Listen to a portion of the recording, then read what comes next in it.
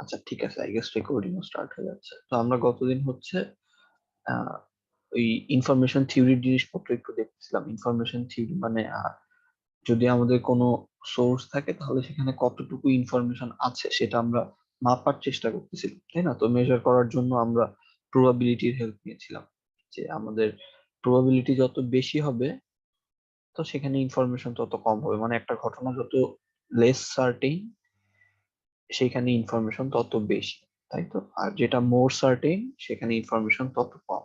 আমাদের ইনফরমেশনটা প্রবাবিলিটির inversely proportional ছিল। তো ওইখান থেকে আমরা এনট্রপি নিয়ে আসছিলাম। আমরা বলতেছিলাম যে আমরা ইনফরমেশন যে মাপবো, ইনফরমেশন মাপার জন্য আমরা এনট্রপিকে ব্যবহার করব। হ্যাঁ, যে আমাদের কোনো একটা ইনফরমেশন সোর্স যদি থাকে, ইনফরমেশন সোর্স বলতে আমরা দেখেছিলাম ইনফরমেশন কি কি টাইপের হতে পারে। অডিও হতে পারে, ভিডিও হতে পারে, বা ইমেজ, তাই না? এই টাইপের জিনিসপত্র আমরা দেখেছিলাম, বা টেক্সট। তো যে কোনো একটা ইনফরমেশন সোর্সে কত খানিকটা ইনফরমেশন আছে সেটা আমরা মাপবো হচ্ছে এনট্রপির ভিত্তিতে। হ্যাঁ, এনট্রপিকে আমরা ডিফাইন করেছিলাম হচ্ছে এইভাবে করে। ঠিক আছে, কাজে এখানে ওই যে ইনভার্সলি প্রপোর্শনাল রিলেশনটা আছে। আমাদের যে এনট্রপি, সেই এনট্রপিটা আসলে ইনভার্সলি প্রপোর্শনাল, যে সেই রিলেশনটা আসলে আছে। তারপর আমরা দেখেছিলাম যে কিভাবে এনট্রপি হিসাব করে বা এনট্রপির জিনিসপত্র কেমন, এই রিলেটেড ছোটখাটো ম্যাথ। এবং ছোটখাটো ম্যাথ আপনাদের একটু থাকতে পারে, হ্যাঁ, এগুলো একটু দেখতে হবে। এরপর আমরা নয়েজ নিয়ে কথা বলছিলাম। নয়েজ, অ্যাটেনুয়েশন, এগুলো নিয়ে কথা বলছিলাম, যে নয়েজের সিগন্যাল কিভাবে, নয়েজ সিগন্যালকে কিভাবে এফেক্ট করে সেটা দেখতেছিলাম। যে চ্যানেলের মধ্য দিয়ে যখন যাবে তখন নয়েজটা অ্যাড হয়ে যায় সিগন্যালের সাথে, তাই তো? এরকম অ্যাডিটিভ নয়েজ। ঠিক আছে, অ্যাডিটিভ নয়েজ মানে হচ্ছে আমাদের যে সিগন্যালটা আছে, এই এসটিটা যদি আমাদের মূল সিগন্যাল হয় তার সাথে এই নয়েজটা হচ্ছে অল্প ভ্যালুর সিগন্যাল, অল্প অ্যামপ্লিটিউডের সিগন্যাল। মূল সিগন্যালের সাথে নয়েজটা এভাবে অ্যাড হয়ে যায়। নয়েজ দেখেছিলাম, অ্যাটেনুয়েশন আমরা দেখেছিলাম হচ্ছে নয়েজ, অ্যাটেনুয়েশন, ডিস্টরশন ছিল, তাই না? আর ছিল ইন্টারফেয়ারেন্স। তো অ্যাটেনুয়েশনটা দেখেছিলাম যে এই নয়েজের কারণে যে অ্যাটেনুয়েশন হয়, তো অ্যাম্পলিফায়ার ব্যবহার করলে খুব একটা সুবিধা হয় না। এটা আমরা দেখেছিলাম অ্যানালগ সিগন্যালের ক্ষেত্রে। যদি একটা কোনো সিগন্যাল এরকম অ্যানালগ সিগন্যাল থাকে, অ্যানালগ সিগন্যালটাকে যদি আমরা ট্রান্সমিট করি, তখন মাঝখানে মাঝখানে আমাদের অ্যাম্পলিফায়ার বসাতে হয়। অ্যাম্পলিফায়ার কি করে? অ্যাম্পলিফায়ার সিগন্যালটাকে একটা গেইন দিয়ে গুণ করে দেয়। মানে হয়তো 5 ভ্যালুর একটা সিগন্যাল যাচ্ছিল, তো ওটা যখন 3 হয়ে গেল, অ্যাম্পলিফায়ার ওকে 2 দিয়ে গুণ করে 6 বানায় দিল। ঠিক আছে, অ্যাম্পলিফাই করে দেয়। যখন সিগন্যাল ভ্যালুটা কমে যায়, সিগন্যাল ভ্যালুটা কমে গেলে অ্যাম্পলিফায়ারের ভেতর দিয়ে পাস হলে সিগন্যাল ভ্যালুটা আবার বেড়ে যায়।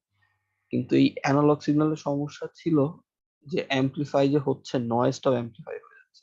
যে মেইন সিগন্যালটা যেমন অ্যাম্পলিফাই হচ্ছে, তেমনি এই যে নয়েজটা ছিল, নয়েজটা অ্যাম্পলিফাই হচ্ছে, এরকম টাইপের হয়ে যাচ্ছে। কাজেই খুব একটা ভালো ব্যাপার হয় না।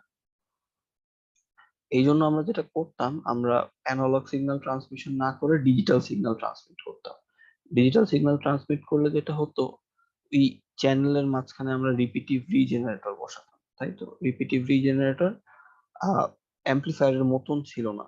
হ্যাঁ, রিপিটিভ রিজেনারেটর এমন ছিল ডিজিটাল সিগন্যালকে রিজেনারেট করতে পারে। রিজেনারেট করতে পারে মানে কোনো একটা থ্রেশহোল্ড ভ্যালু যদি আমাদের থাকে, তো সেই থ্রেশহোল্ড ভ্যালুর পার্সপেক্টিভে সিগন্যালটাকে রিজেনারেট করতে পারে। মানে 5 এর একটা সিগন্যাল ছিল, সেটা হয়তো কমে 3 তে নেমে আসছে, এটা থ্রেশহোল্ডের চেয়ে বেশি, কাজেই এটাকে আবার উপরে উঠে দিত 5, তাই না? এই টাইপের জিনিসপত্র আমরা দেখেছি। তাহলে এই অ্যাটেনিউশনের পার্টটা আমরা কিভাবে হ্যান্ডেল করব সেটা দেখেছি। সিগন্যাল ভ্যালু যদি কমে যায়, আমরা হয় অ্যাম্পলিফায়ার ব্যবহার করতে পারি। অ্যাটেনিউশন হওয়া মানে তো সিগন্যাল ভ্যালু কমে যাওয়া। তো অ্যাটেনিউশন যদি হয় তাহলে হয় আমরা অ্যাম্পলিফায়ার ব্যবহার করতে পারি অ্যানালগ সিগন্যালের ক্ষেত্রে, কিন্তু এটা খুব একটা সুবিধাজনক না। তাই জন্য আমরা মূলত ডিজিটাল সিগন্যালের ক্ষেত্রে রিপিটিভ রিজেনারেটর ব্যবহার করি। রিপিটিভ রিজেনারেটরের কাজ কি ছিল? রিপিটিভ রিজেনারেটরের কাজ ছিল হচ্ছে সিগন্যাল ভ্যালু যদি কমে যায়, মানে যেই 5 এ থেকে কমে যায় ওটাকে ধাক্কা দিয়ে আবার 5 এ উঠে দেওয়া, নয়েজটা সেখানে আর অ্যাম্পলিফাই হতো না, নয়েজটার ইম্প্যাক্ট বাদ পড়ে যেত পুরোপুরি। ঠিক আছে, আচ্ছা। তো এই পর্যন্ত আমরা মোটামুটি কথাবার্তা বলছিলাম অ্যাটেনুয়েশন, তারপরে হচ্ছে নয়েজ, ডিস্টরশন নিয়ে তো কথা বলেছিলাম। ডিস্টরশন হচ্ছে আমাদের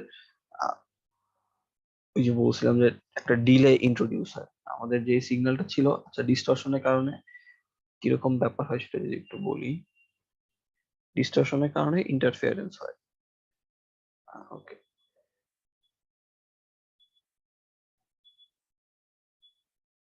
ধরেন ডিস্টরশনের কথা যদি বলতে চাই। আচ্ছা, এক্সকিউজ মি, এক সেকেন্ড, আমাকে একটু সময়।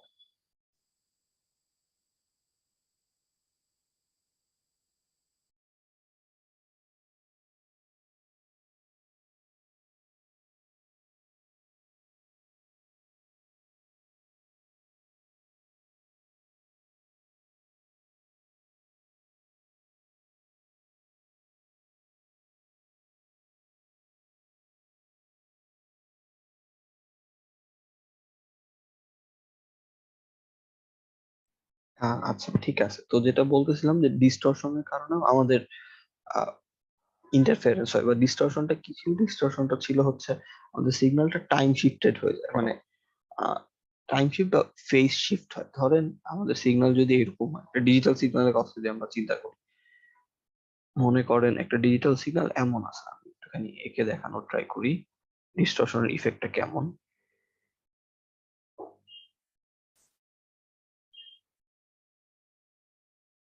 প্রথম ধরে আমরা অ্যানালগ সিগন্যালের জন্য দেখতেছিলাম ডিস্টরশনটা ছিল হচ্ছে শিফটেড ভার্সন মানে কিরকম? মনে করেন আমাদের সিগন্যালটা যদি এরকম থেকে থাকে, মূল সিগন্যালটা হচ্ছে কথার কথা, হয়তো মূল সিগন্যালটা এরকম। তো যখন সিগন্যালটা ডিস্টর্টেড হয়ে যায়, এই ব্লু কালারেরটা হচ্ছে, এটা হচ্ছে আমাদের টি টাইম, এটা হচ্ছে লেটস সে ব্লু কালারটা হচ্ছে আমাদের এসটি, মানে মেইন সিগন্যাল। হ্যাঁ,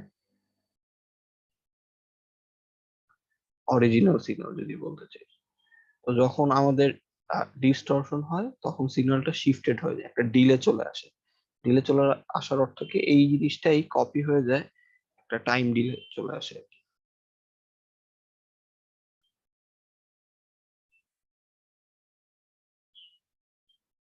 ঠিক আছে, এরকম হয়ে যায়। এটাকে অন্য কালার দিয়ে দিই।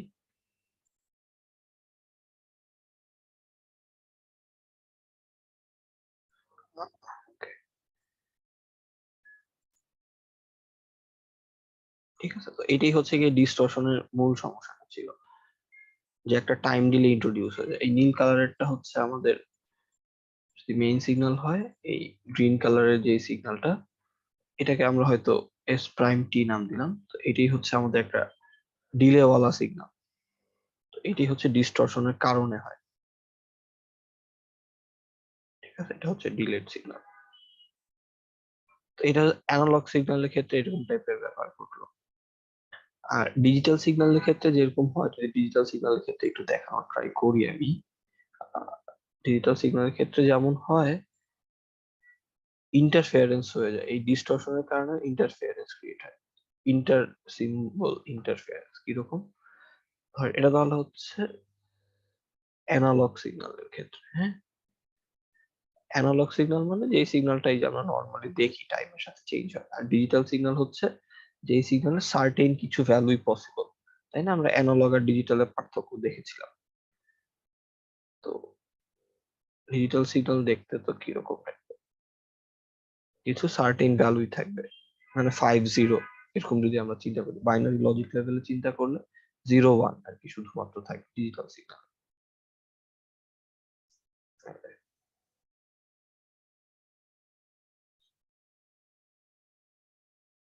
তাহলে একটা ডিজিটাল সিগন্যাল মনে করলাম কথার কথা এমন অবস্থায় আছে, মনে করলাম 1, তারপরে হয়তো 0, তারপরে হয়তো 1, তারপরে 1, পরে 0, এরকম ধরলাম একটা ডিজিটাল সিগন্যাল আছে।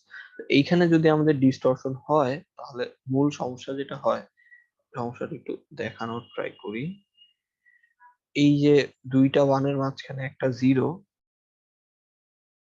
এই প্রথমটাতে একটা ওয়ান, তাই না? এটা ধরলাম আমরা 5 ভোল্ট, এটা হচ্ছে আমাদের 5 ভোল্ট, আর এটা হচ্ছে আমাদের 0 ভোল্ট। দুইটা মাত্র সিগন্যাল লেভেল আছে, 5 আর 0, 1 1 0 1 0। আমরা যদি চিন্তা করি, প্রথমটা ওয়ান, তারপরটা জিরো, বাইনারি আর কি, তারপরটা আবার ওয়ান, তারপরটা ওয়ান, তারপরটা 0, এটা হচ্ছে একটা ডিজিটাল সিগন্যাল, অনলি দুইটা সিগন্যাল থাকে। তো এইখানে ডিস্টরশন হলে যেটা হয়, সিগন্যাল গুলো স্প্রেড হয়ে যায়। হ্যাঁ, ডিস্টরশনের কারণে সিগন্যাল গুলো স্প্রেড হয়ে যায়। স্প্রেড হয়ে যাওয়ার অর্থ কিরকম, এই যে সিগন্যালটা আছে, যদি আমি এখানে আঁকার ট্রাই করি, তো এই সিগন্যালটা, এই যে প্রথম ওয়ানটা আছে, হ্যাঁ প্রথম ওয়ানটা এরকম ধরেন এসে এইটা এরকম স্প্রেড হয়ে যায়। হ্যাঁ, এটা যেমন স্প্রেড হয়ে যায়, এই পাশের ওয়ানটাও এরকম স্প্রেড হয়ে যায়। মানে আর এরকম এত ফ্ল্যাট লাইন থাকে না, এখানে যেমন একটা ফ্ল্যাট লাইন ছিল আগে, এই ফ্ল্যাট লাইন গুলো থাকতেছে না। এই ওয়ানটা এইভাবে এসে এরকম করে ছড়ায় যায় আর কি। আর পরের যেই ওয়ানটা, ওটা এরকম খাড়া না উঠে, মানে একদম অত স্ট্রেইট আর উঠতে পারে না, তখন সিগন্যাল গুলো একটা ডিলে চলে আসে, টাইম, সময় নেয় আর কি। হ্যাঁ, সময় নেওয়ার অর্থ যে আগে যেমন একদম ইনস্ট্যান্টলি এরকম উঠে যেতে পারতো, বা ইনস্ট্যান্টলি এরকম চেঞ্জ হতো আর কি, ইনস্ট্যান্টলি নামতো বা ইনস্ট্যান্টলি উঠতো, সেই ইনস্ট্যান্ট চেঞ্জটা আর হয় না, একটা ডিলে চলে আসে। আগেও হাই ছিল, এখান থেকে ওর জিরোতে নামতে একটা সময় লাগে। সিমিলারলি এখানে আগেও লো ছিল, লো থেকে হাইতে উঠতে একটা সময় লাগে। ঠিক আছে, এরকম একটা টাইম ডিলে চলে আসে। তো এরকম টাইম ডিলে চলে আসলে সমস্যা যেটা হয়, সেটা হচ্ছে যে সিগন্যাল গুলো চেঞ্জ হয়ে যাওয়ার পর, তেমনি এই জায়গাটাতেও একটা ডিলে এরকম চলে আসে। তো যে ওয়ান ছিল, ওয়ান থেকে জিরোতে নামতে একটা সময় লাগে। হ্যাঁ, সিগন্যাল গুলো অনেকটা ছড়ায় যায়, স্প্রেড করে যায়, ডিলে যেহেতু আসতেছে। তো এটাতে করে যেই সমস্যা হয়, এই যে মাঝের পোর্শনটা, হ্যাঁ মাঝের পোর্শনটাতে যদি আমরা খেয়াল করি, অনেক সময় এই ওভারল্যাপের পরিমাণ যদি বড় হয়, এই জিরো লজিকটা চেঞ্জ হয়ে ওয়ানে চলে যায়। এরকম হতে পারে। ঠিক আছে, আর যে এই ওয়ান ছিল, পাশে একটা ওয়ান ছিল, মাঝখানে তো জিরো ছিল, এই যে দুইজনের মাঝখানে ওভারল্যাপ হচ্ছে, ওভারল্যাপের কারণে এই জিরোটা ওয়ান। ঠিক আছে, এটা হচ্ছে একটা বড় সমস্যা, যে আমরা যখন এরকম ডিস্টরশন আসে, ডিস্টরশন আসলে এই সিগন্যালটা ওভারঅল তখন এরকম হয়ে যেতে পারে।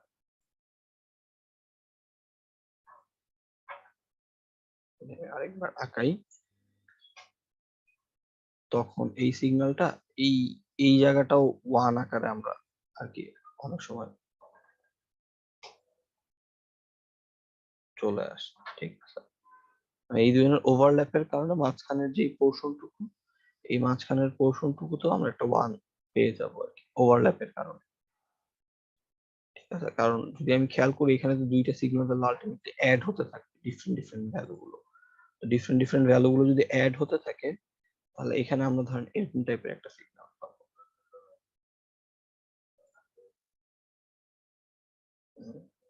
একটু সময় দেন আমার। এইখানে দুইটা সিগন্যাল ভ্যালু ভিন্ন ভিন্ন ভাবে অ্যাড হচ্ছে, অ্যাড হওয়ার কারণে তাদের কম্বাইন ইফেক্টটা এরকম হয়ে যায় অনেকটা। দুইটা সিগন্যাল ভ্যালু তো আমরা যোগ করতেছি, তাই না? তো যোগ করার কারণে এইখানকার ভ্যালু আর এখানকার ভ্যালু যোগ করতেছি, এখানকার ভ্যালু এখানকার ভ্যালু যোগ করতেছি, এখানকার ভ্যালু এখানকার ভ্যালু, এরকম সব ভ্যালু গুলো যোগ করতেছি, যোগ করলে এরকম একটা শিফটেড উপরের ভার্সন চলে আসে।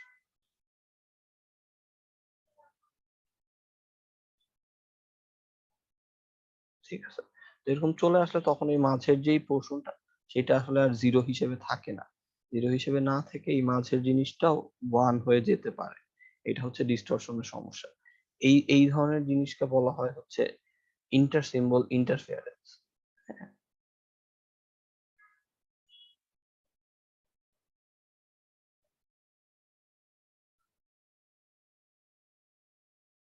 ইন্টার সিম্বল ইন্টারফেয়ারেন্স মানে কি, এই যে দুইটা যে ওয়ান ছিল, ইন্টার সিম্বল, দুইটা সিম্বলের মাঝখানে ইন্টারফেয়ারেন্স হয়।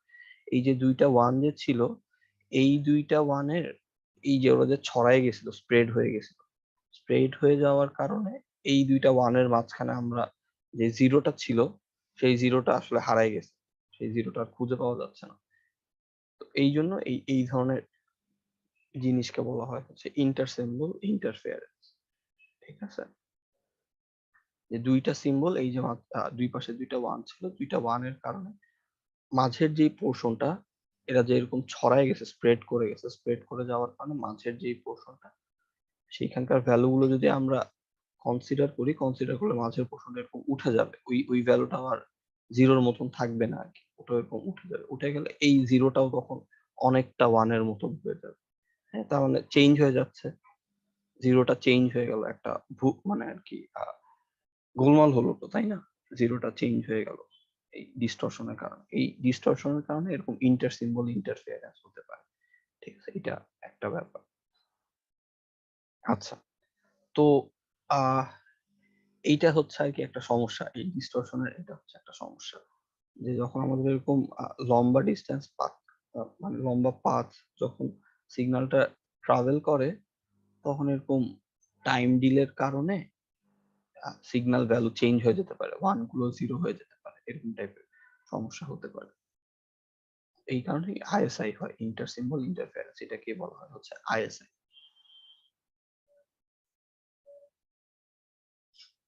ঠিক আছে, আচ্ছা, আমার কথাবার্তা কি বোঝা যাচ্ছে নাকি কিছুই বোঝা যাচ্ছে না? বলেন তো, মোটামুটি কি বোঝা যাচ্ছে নাকি না অতটা ভালো বোঝা যাচ্ছে না? জি স্যার, বোঝা যাচ্ছে। আচ্ছা আচ্ছা, ঠিক আছে ঠিক আছে, থ্যাংক ইউ। তো তাহলে আহ ইয়ে নিয়ে আমরা কথা বললাম, ইন্টার সিম্বল ইন্টারফারেন্স নিয়ে কথা বললাম, আর হচ্ছে গিয়ে যদি আমরা ইন্টারফারেন্স নিয়েও তাহলে কথা বলে ফেললাম, এরপরে মূলত যেসব জিনিসপত্র আছে, এরপরে খুব অত ডিপ জিনিসপত্র তেমন নাই, কিছু ভালো জিনিসপত্র আছে, যেমন আহ আমরা এই যে সিগন্যাল পাঠাই, হ্যাঁ, ইন্টারফারেন্স যে হয়, ইন্টারফারেন্স বেশ কিছু কয়েক রকমের হতে পারে, হ্যাঁ। এটা তো একরকম ইন্টারফারেন্স আমরা দেখলাম, তা বাদেও ইন্টারফারেন্স আরো কয়েক রকম হতে পারে। ইন্টারফারেন্সের মেইন ডেফিনিশন তো আমরা দেখেছিলাম, ইন্টারফারেন্স হচ্ছে যখন দুইটা ভ্যালিড সিগন্যাল থাকে কিন্তু আনওয়ান্টেড, তাই না? ইন্টারফারেন্স হচ্ছে সিগন্যালটা ভ্যালিড, মানে র্যান্ডম কোনো সিগন্যাল না, কিন্তু আমাদের কাছে আনওয়ান্টেড, আনওয়ান্টেড সিগন্যালটাই হচ্ছে আমাদের এখানে মূল সমস্যা, তাই তো? যেমন ওই যে বলতেছিলাম, দুইজন মানুষ যদি কথা বলতে থাকে, মানে ধরেন আমি হয়তো আপনাদের কারোর সাথে কথা বলতেছি, ওকে, তো আমি হয়তো আপনাদের কারোর সাথে কথা বলতেছি, তো এর মাঝখানে ওই যে টিএনটি ফোন, ল্যান্ডলাইন ফোনের এক্সাম্পল দিয়েছিলাম, যে যখন আমরা আগে টিএনটি ফোন বা ল্যান্ডলাইন ফোনে কথা বলতাম, তখন দুইজন মানুষের কথার মাঝখানে অন্য আরেকজন মানুষের কথা শোনা যেত, তো ওই অন্য আরেকজন মানুষের কথা যে শোনা যাচ্ছে, তার কথাটা তো একটা ভ্যালিড সিগন্যাল, তাই না? র্যান্ডম কিছু তো না, তার কথাটা ভ্যালিড, কিন্তু ওটা তো আমাদের কাছে এক্সপেক্টেড না, আনওয়ান্টেড সিগন্যাল, তাই না? তো এটাই হচ্ছে মূলত ইন্টারফেয়ারেন্স, যে আহ, প্রয়োজনীয় সিগন্যালের মাঝে অপ্রয়োজনীয় সিগন্যাল যখন চলে আসে, হ্যাঁ, মানে যেই সিগন্যাল গুলোতে আমরা ফোকাস করতে চাই মূলত, যেগুলো আমাদের কাজের, তার মাঝখানে অপ্রয়োজনীয় সিগন্যাল যখন চলে আসে, আনওয়ান্টেড সিগন্যাল যখন চলে আসে। নয়েজটাতে হচ্ছে র্যান্ডম সিগন্যাল, নয়েজটা কিন্তু কোনো ভ্যালিড সিগন্যাল না। নয়েজ আর ইন্টারফেয়ারেন্সের মধ্যে এটাই ছিল তফাৎ, যে নয়েজ হচ্ছে একটা র্যান্ডম সিগন্যাল এসে মিশে যেত আর কি, ইন্টারফেয়ারেন্স একটা ভ্যালিড সিগন্যাল মিশে যেত কিন্তু আনওয়ান্টেড, আমরা চাই না। তো ইন্টারফেরেন্স বেশ কয়েক রকমের হতে পারে, হ্যাঁ, বেশ কয়েক রকমের ভেতর যদি আমরা বলতে চাই, ইলেকট্রোম্যাগনেটিক ইন্টারফেরেন্স হতে পারে, তো আমি লিখি কিছু কিছু ইন্টারফেরেন্স হতে পারে একটা,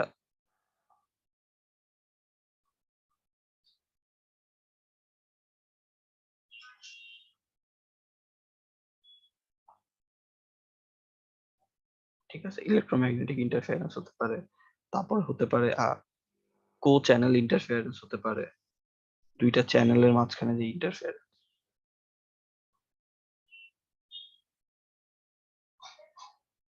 তারপর তো আমরা ইন্টার সিম্বল ইন্টারফেরেন্স দেখলাম, তাই না? কো চ্যানেল হতে পারে, অ্যাডজাসেন্ট চ্যানেল হতে পারে, এই টার্ম গুলো আমরা আরো হয়তো ডিসকাস করব। এইগুলো হচ্ছে ওয়্যারলেস সিগন্যালের ক্ষেত্রে মূলত হয়। এই যে ইন্টারফারেন্স গুলোর কথা বলতেছি, এই ইন্টারফারেন্স গুলো মূলত হচ্ছে ওয়্যারলেস চ্যানেলের ক্ষেত্রে হয়। ওয়্যারলেস চ্যানেল মানে কি, যে যখন আমাদের কোনো ওয়্যার থাকে না, তখন হচ্ছে এই কো চ্যানেল ও অ্যাডজাসেন্ট চ্যানেল ইন্টারফারেন্স। আচ্ছা, আমি একটু উদাহরণ দেওয়ার ট্রাই করি। যে ধরেন আমরা যখন মোবাইলে কথা বলি, হ্যাঁ, তারপরে আমরা ইন্টার-সিম্বল ইন্টারফারেন্স দেখলাম একটা, যেটা ডিস্টরশনের কারণে হয় দেখলাম আমরা।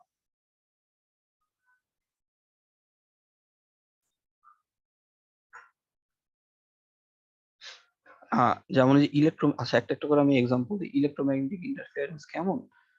আমরা তো ইএম ওয়েভ সম্পর্কে জানি, তাই না? ইলেকট্রোম্যাগনেটিক ওয়েভ, আমাদের একটা ইলেকট্রোম্যাগনেটিক স্পেকট্রাম আছে। স্পেকট্রাম মানে ভিন্ন ভিন্ন রেঞ্জে ভিন্ন ভিন্ন ফ্রিকোয়েন্সি, তাই না? যেমন যদি চিন্তা করি, আমাদের অনেক হাই ফ্রিকোয়েন্সি সিগন্যালের ভেতর হয়তো এক্স রে আছে, এই জায়গাতে হয়তো এক্স রে আছে, তারপরে গামা রে আছে একটা পোর্শন, এটা যদি এক্স রে পোর্শন হয়, তারপরে একটা পোর্শন হয়তো গামা রে আছে, তারপরে অনেক এই পাশের দিকে আমাদের ভিজিবল লাইটের একটা স্পেকট্রাম আছে, ফ্রিকোয়েন্সি, তাই না? ভিন্ন ভিন্ন ফ্রিকোয়েন্সি ছিল, সবই ছিল ইলেকট্রোম্যাগনেটিক ওয়েভ। ইলেকট্রোম্যাগনেটিক ওয়েভ মানে কি? ইলেকট্রোম্যাগনেটিক ওয়েভ মানে হচ্ছে এমন কোন একটা ওয়েভ, তরঙ্গ, যেটা আলোর বেগে যায়। ইলেকট্রোম্যাগনেটিক ওয়েভের একদম বেসিক ডেফিনেশন যদি বলতে চাই, সবগুলো তরঙ্গই আলোর বেগে মুভ করতো, ঠিক আছে? ভিজিবল লাইট ছিল আমাদের একটা রেঞ্জ, তারপরে অবলোহিত রশ্মি ছিল, তাই না? ইনফ্রারেড, এই পাশের দিকে ইনফ্রারেড ছিল, অবলোহিত রশ্মি। তো এরকম ভিন্ন ভিন্ন স্পেকট্রাম ছিল। বা প্রথম দিকে ছিল হচ্ছে, যদি আরো কম হয়, প্রথম দিকে ছিল হচ্ছে রেডিও ওয়েভ ছিল, তাই না? পুরোপুরি আমার স্পেকট্রাম মনে হয় রেডিও ওয়েভ ছিল, মাইক্রোওয়েভ ছিল, এরকম জিনিসপত্র ছিল।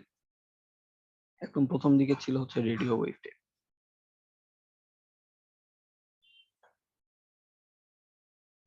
রেডিও ওয়েভ গুলো কিরকম ছিল? যেমন আমাদের ওই যে রেডিও স্পেকট্রাম গুলো, যেমন আমরা কি শুনি, রেডিও টুডে, রেডিও ফুর্তি, এগুলোর স্পেকট্রাম গুলো কত ছিল? ধরেন 80-90 মেগাহার্টজ এরকম রেঞ্জে ছিল, তাই না?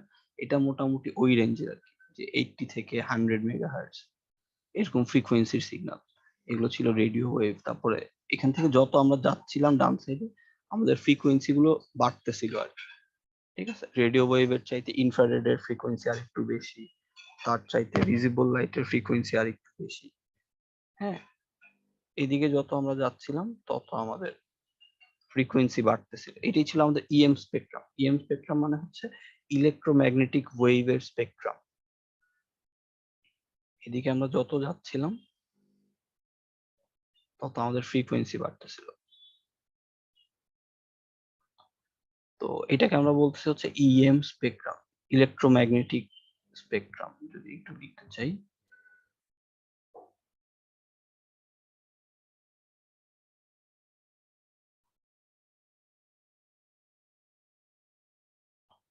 তো ইলেকট্রোম্যাগনেটিক স্পেকট্রাম বলতে আমরা আসলে কি বুঝি? ইলেকট্রোম্যাগনেটিক স্পেকট্রাম বলতে আমরা বুঝি এই যে রেডিও ওয়েভ, এটা একটা ইলেকট্রোম্যাগনেটিক ওয়েভ, হ্যাঁ।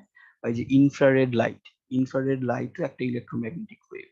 বা আমাদের এই যে ভিজিবল লাইট, ভিজিবল লাইটও একটা ইলেকট্রোম্যাগনেটিক ওয়েভ। এরকম এই ইলেকট্রোম্যাগনেটিক স্পেকট্রামে যারা যারা আছে, সবাই হচ্ছে ইলেকট্রোম্যাগনেটিক ওয়েভ। ইলেকট্রোম্যাগনেটিক ওয়েভের প্রপার্টি কি ছিল? যদি একটু মনে করার ট্রাই করি, ইলেকট্রোম্যাগনেটিক ওয়েভের প্রপার্টি ছিল যে আমাদের পারপেন্ডিকুলার একটা ইলেকট্রিক ফিল্ড থাকবে, আর হচ্ছে একটা ম্যাগনেটিক ফিল্ড থাকবে, এরকম আমরা দেখেছিলাম, যদি আপনাদের মনে পড়ে থাকে। যে এক্স অ্যাক্সিস বরাবর হয়তো আমাদের ইলেকট্রিক ফিল্ড থাকবে। এগুলো আপনারা ইএম কোর্সে পড়েছেন আই গেস, বা ফিজিক্সেও আমরা পড়েছি। এই বরাবর ইলেকট্রিক ওয়েভ থাকবে একটা, আর এই বরাবর ম্যাগনেটিক ওয়েভ থাকবে। দুইটা পারপেন্ডিকুলার ওয়েভ থাকবে, ইলেকট্রিক ওয়েভ আর ম্যাগনেটিক ওয়েভ যদি পারপেন্ডিকুলার থাকে, আমরা যে এরকম টাইপের ছবি আঁকানোর ট্রাই করতাম। এই বরাবর, বা ফিল্ড থাকবে, ওয়েভ বলা তো ঠিক হবে না, ফিল্ড থাকবে, একটা ইলেকট্রিক ফিল্ড থাকবে, আর একটা হচ্ছে ম্যাগনেটিক ফিল্ড থাকবে। তো দুইটা ফিল্ড যদি একজন আরেকজনের সাথে পারপেন্ডিকুলারলি থাকতো, এই বরাবর ইলেকট্রিক ফিল্ড, বা যেটাকে আমরা ই দিয়ে লিখতাম, আর এই বরাবর থাকতো হচ্ছে ম্যাগনেটিক ফিল্ড, বা যেটাকে আমরা বি দিয়ে লিখতাম। এরকম ম্যাগনেটিক পারপেন্ডিকুলার দুইটা ফিল্ড থাকলে একজন আরেকজনের সাথে লম্ব হবে, তাহলে তাদের সাথে পারপেন্ডিকুলার হয়ে আমাদের ইলেকট্রোম্যাগনেটিক ওয়েভটা ট্রাভেল করতো, তাই না?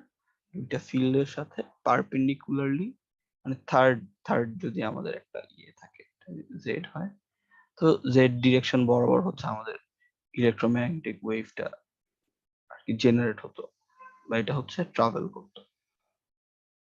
তো ইলেকট্রোম্যাগনেটিক ওয়েভ এর প্রপার্টি কি? এটা ছিল একটা প্রপার্টি, ইলেকট্রোম্যাগনেটিক ওয়েভ জেনারেট করতে হলে দুইটা ফিল্ড লাগতো পারপেন্ডিকুলারলি, তাহলে তার সাথে থার্ড ডিরেকশনে ইলেকট্রোম্যাগনেটিক ওয়েভটা জেনারেট হতো। এবং এই যে ওয়েভটা জেনারেট হচ্ছে, এই যে কোনো টাইপের ওয়েভ হতে পারে, সেটা রেডিও ওয়েভ হতে পারে। রেডিও ওয়েভ মানে যেরকম এক্সাম্পল দিলাম আমরা, যে যেটা ধরেন রেডিও ফুর্তি কত 88.0 মেগাহার্টজ, তার মানে 88.0 মেগাহার্টজ এর একটা সিগন্যাল আসলে রেডিও ফুর্তির যেই ট্রান্সমিটিং স্টেশন, সেখান থেকে আমাদের মোবাইলে আসতেছে। হ্যাঁ, ওই সিগন্যালটার ফ্রিকোয়েন্সি হচ্ছে 88 মেগাহার্টজ এরকম। বা ভিজিবল লাইটে আরো বেশি ছিল এক্স রে। এক্স রে মানে যখন ধরেন আমরা এক্স রে করাচ্ছি, তার মানে অত হাই ফ্রিকোয়েন্সি একটা সিগন্যাল, এগুলো অনেক হাই ফ্রিকোয়েন্সি সিগন্যাল ছিল এক্স রে, গামা রে, একদম ডান সাইডের দিকে। তো অত হাই ফ্রিকোয়েন্সি সিগন্যাল আমাদের বডির মধ্য দিয়ে পাস হচ্ছে যখন আমরা এক্স রে করাচ্ছি, সর্ট অফ আর কি। ঠিক আছে?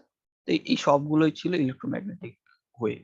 এই সবগুলো ওয়েভকে যখন আমরা এরকম ফ্রিকোয়েন্সি দিয়ে দেখাই, সেই জিনিসটাকে আমরা বলি হচ্ছে ইলেকট্রোম্যাগনেটিক স্পেকট্রাম।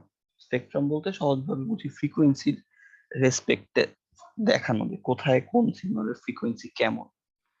হ্যাঁ, রেডিও ওয়েভের ফ্রিকোয়েন্সি কেমন, ইনফ্রারেড এর ফ্রিকোয়েন্সি কেমন, ভিজিবল লাইট, মাঝখানে আরো জিনিসপত্র ছিল। এখানে গামা রে ছিল, এক্স রে পরে গামা রে, এক্স রে আগে ছিল আল্ট্রাভায়োলেট, ইউভি রে ছিল, বা রেডিও ওয়েভের মাঝখানে ছিল মাইক্রোওয়েভ, যে মাইক্রোওয়েভ ছিল।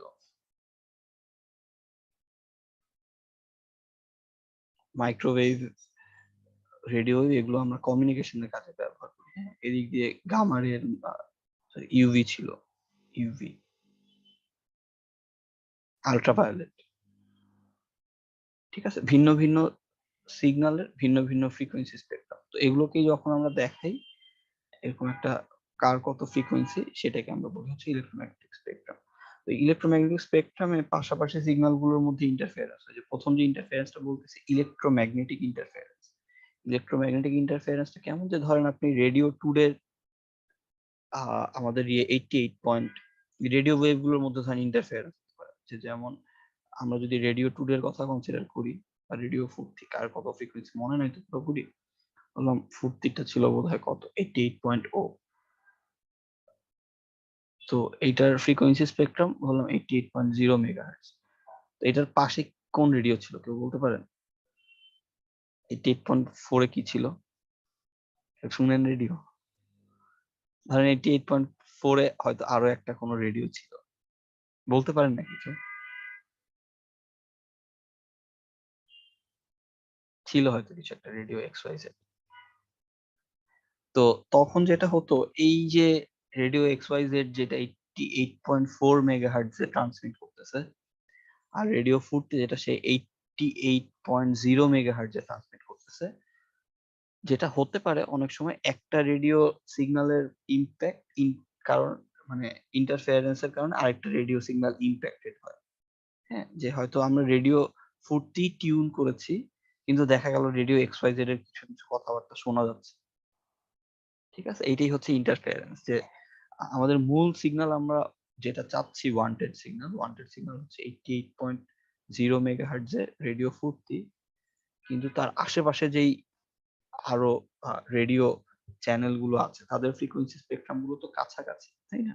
ফ্রিকোয়েন্সি স্পেকট্রাম গুলো কাছাকাছি হওয়ার কারণে এই যে 88.4 মেগাহার্টজ এর যেটা আছে, আমরা তো এটা শুনতে চাই না এখন, কিন্তু তারপরও দেখা যায় হঠাৎ হঠাৎ যে এই রেডিও এক্স ওয়াই জেড এর কিছু কথাবার্তা ফুর্তির ভেতর চলে আসছে। এরকম হতো অনেক সময়, যদি আপনাদের একটু একটু মনে থেকে থাকে, এই টিউনিং এর সময় এরকম গোলমাল হতো একটু একটু। একদম সুন্দরভাবে টিউন করতে পারলে অসুবিধা হতো না, কিন্তু আপনারা অ্যানালগ রেডিও ইউজ করেছেন কিনা আমি জানি, অ্যানালগ রেডিও ইউজ করেছেন? এরকম বড় বড় রেডিও ছিল, যে নব ঘুরায় ঘুরায় টিউন করতে হইতো। মোবাইলে যেমন টিউন করতে অসুবিধা হয় না, মোবাইলে তো টিউন অনেক সুন্দরভাবে হয়ে যায়, কিন্তু এরকম অ্যানালগ রেডিও ছিল আগে, বড় বড় অ্যান্টেনা ওয়ালা। আর এই ছিল। এদিকে হয়তো স্পিকার ছিল, এদিকে একটা এরকম ডিসপ্লে টাইপের ছিল, এদিকে ধরেন স্পিকার ছিল, এদিক দিয়ে আওয়াজ বের হতো। হ্যাঁ, এখানে ধরেন একটা নব ছিল এরকম বড়। তো এই নব ঘুরায় ঘুরায় এখানে এই যে কাটা কাটা ছিল, মানে কত ফ্রিকোয়েন্সি আর কি টিউন করবো। তো এই নবটা যে ছিল, এই নবটা ঘুরায় ঘুরায় ধরেন এই নবে একটা মার্কার ছিল, এই নবটা ঘুরায় ঘুরায় এখানে রেড বার থাকে, রেড কাটাটা সেট করতে যে আমরা কত ফ্রিকোয়েন্সিতে সেট করবো। হ্যাঁ, ওরকম এই নব ঘুরায় ঘুরায় সেট করতে হতো। এগুলো এরকম একটা বড় অ্যান্টেনা ছিল, ধরেন একটা বড় সড়ো অ্যান্টেনার মতন ছিল। তো এইসব রেডিওতে হচ্ছে এই ইম্প্যাক্ট গুলো মোটামুটি ভালোই ধরা পড়তো, যে আহ, ওই টিউনিং করার সময় যদি ঠিকঠাক মতন টিউন করা না যেত, তখন ইন্টারফারেন্সের ইম্প্যাক্টটা বোঝা যেত খুব। যে একটা রেডিও চ্যানেলের ভেতর আরেকটা রেডিও চ্যানেলের সিগন্যাল চলে আসতেছে, এই টাইপের ব্যাপারগুলো আর কি হতো। তো এটাকে আমরা বলতেছি হচ্ছে ইলেকট্রোম্যাগনেটিক ইন্টারফারেন্স। এই ইলেকট্রোম্যাগনেটিক ওয়েভ গুলো আছে, একটা ওয়েভের ভেতরে অন্য আরেকটা ওয়েভ চলে আসতেছে। রেডিও ফুর্তি যেটা ছিল যে ফ্রিকোয়েন্সি, তার ভেতর রেডিও এক্স ওয়াই জেড একটা চলে আসতেছে।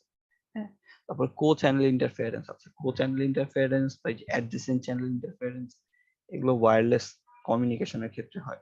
ওয়্যারলেস কমিউনিকেশনের ক্ষেত্রে কিরকম, যে ধরেন আহ এটা যেরকম হয়,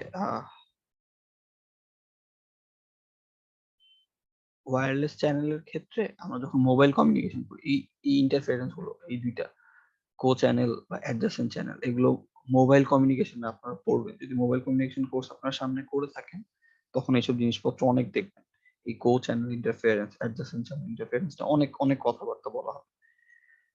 তো কো চ্যানেল ইন্টারফেয়ারেন্স এর এক্সাম্পল যেটা দিচ্ছিলাম, যে পাশাপাশি দুইটা চ্যানেলের ভেতর কো চ্যানেল বা অ্যাডজেসেন্ট চ্যানেল, যে দুইটা পাশাপাশি চ্যানেলের ভেতর ইন্টারফেয়ারেন্স হতে পারে। চ্যানেল মানে দুইটা ফ্রিকোয়েন্সি রেঞ্জ।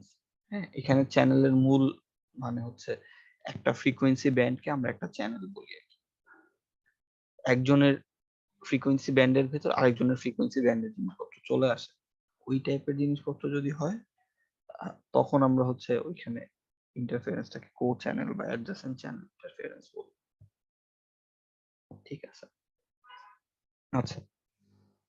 এটা নিয়ে আপাতত আর বিস্তারিত যাচ্ছে না, এগুলো ওই মোবাইল কমিউনিকেশনে আপনারা পড়বেন, যে কো চ্যানেল ইন্টারফারেন্স বা অ্যাডজেসেন্ট চ্যানেল ইন্টারফারেন্সটা কেমন। ওখানে চ্যানেল অ্যালোকেট করে দেওয়া হয় সব ইউজারকে। মানে মনে করেন আমি যদি একজন ইউজার হই, আমাকে একটা চ্যানেল দিয়ে দিল যে আমি এই ফ্রিকোয়েন্সিতে কথা বলবো। তারপর আপনি একজন ইউজার হলে আপনাকে একটা চ্যানেল দিয়ে দিবে। হ্যাঁ, মানে ধরেন যে একটা সিম কার্ড কিনবে, তাকে একটা চ্যানেল অ্যাসাইন করে দেওয়া হয়, একটা ফ্রিকোয়েন্সি অ্যাসাইন করে দেওয়া হয়। তো যেটা হয় অনেক সময়, যে কাছাকাছি ফ্রিকোয়েন্সির যেই চ্যানেল, মানে ধরেন আমার যেই ফ্রিকোয়েন্সি চ্যানেলটা, তার কাছাকাছি আপনার ফ্রিকোয়েন্সি চ্যানেলটা, তখন আমাদের দুইজনের কথার ভিতরে একটা ওভারল্যাপ করে যেতে পারে, একজনের ভিতর আরেকজনের কথা চলে যেতে পারে, ওই টাইপের ইন্টারফেয়ারেন্স হয়। ঠিক আছে, ওকে। তো ইন্টারফেরেন্স এরকম ভিন্ন ভিন্ন টাইপের হতে পারে। ইন্টারফেরেন্সের বর্ণনা আছে টুকটাক। এরপর আরেকটা কাজের জিনিস আছে, মূলত এইটাই আমরা দেখবো। এই কাজের জিনিসটাই ইম্পর্টেন্ট আমাদের জন্য। সেটা হচ্ছে ব্যান্ডউইথ। হ্যাঁ, ব্যান্ডউইথ নিয়ে আমরা একটু কথাবার্তা বলতে চাই। ব্যান্ডউইথটা আমাদের জন্য ইম্পর্টেন্ট। তো ব্যান্ডউইথ কি জিনিস, এটা খুব কাজের জিনিস। আমাদের এই পুরো কোর্স জুড়ে ব্যান্ডউইথের জিনিসপত্র লাগে।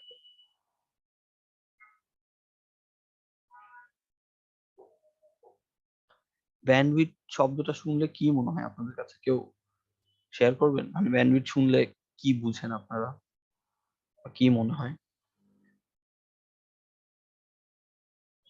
যেমন আপনারা তো ইন্টারনেট, যারা হয়তো ব্রডব্যান্ড কানেকশন ইউজ করে, তারা একটা ব্যান্ডউইথ কেনেন না? এরকম তো আপনারা আই গেস শুনে থাকবেন, তাই না? ব্যান্ডউইথ শব্দটা শুনলে কি মনে হয় আপনার কাছে? একটু বলিয়েন, একটু কথাবার্তা বলিয়েন। ধরেন যেটা মনে হয় সেটাই বলিয়েন, কিছু একটা বলিয়েন। কেউ কিছু বলবেন না।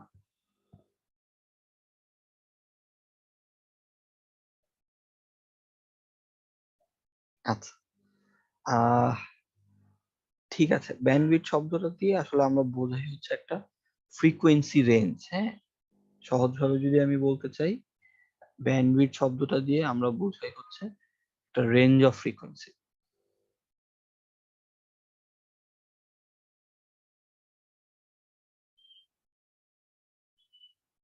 ঠিক আছে, রেঞ্জ অফ ফ্রিকোয়েন্সি মানে কিরকম, যে ওই যে বলে না যে 10 Mbps, ধরেন আপনি 10 Mbps এর কানেকশন নিলেন, 10 Mbps এর কানেকশন নেওয়ার অর্থ হচ্ছে ওদের যেই টোটাল ব্যান্ডউইথ ছিল তার ভেতর একটা পোর্শন, 10 Mbps এর একটা পোর্শন আপনাকে দিয়ে দিচ্ছে। আচ্ছা কিরকম, ধরেন একটু আমরা সংখ্যা দিয়ে উদাহরণ দিয়ে বোঝার ট্রাই করি। ব্যান্ডউইথের সহজ মানে হচ্ছে আহ, যে একটা রেঞ্জ অফ ফ্রিকোয়েন্সি। ঠিক আছে, তো এই ব্যান্ডউইথ আমরা কেন ব্যবহার করি, ব্যান্ডউইথ আমরা ব্যবহার করি হচ্ছে ফ্রিকোয়েন্সি কন্টেন্ট মাপার জন্য, মানে কোনো একটা সিগনালে কি কি ফ্রিকোয়েন্সি এক্সিস্ট করে ব্যান্ডউইথটা আমরা ইউজ করি হচ্ছে, বা এটা একটা মেজারমেন্ট আর কি।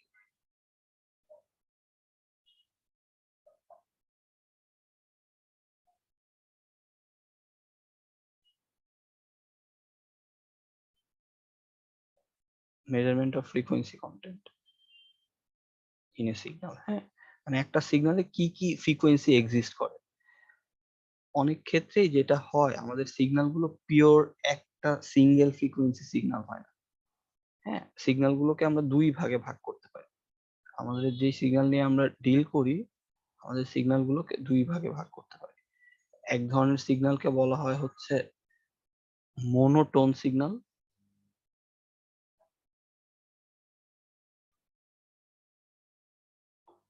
আরেক ধরনের সিগন্যালকে বলা হয় হচ্ছে মাল্টিটোন সিগন্যাল। হ্যাঁ,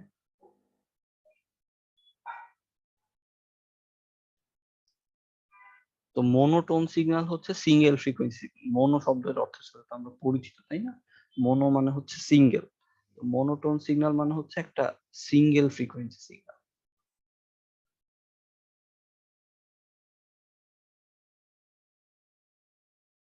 ঠিক আছে, আর যেটা মাল্টিটোন সিগন্যাল সেখানে আসলে মাল্টিপল ফ্রিকোয়েন্সি এক্সিস্ট করে। হ্যাঁ,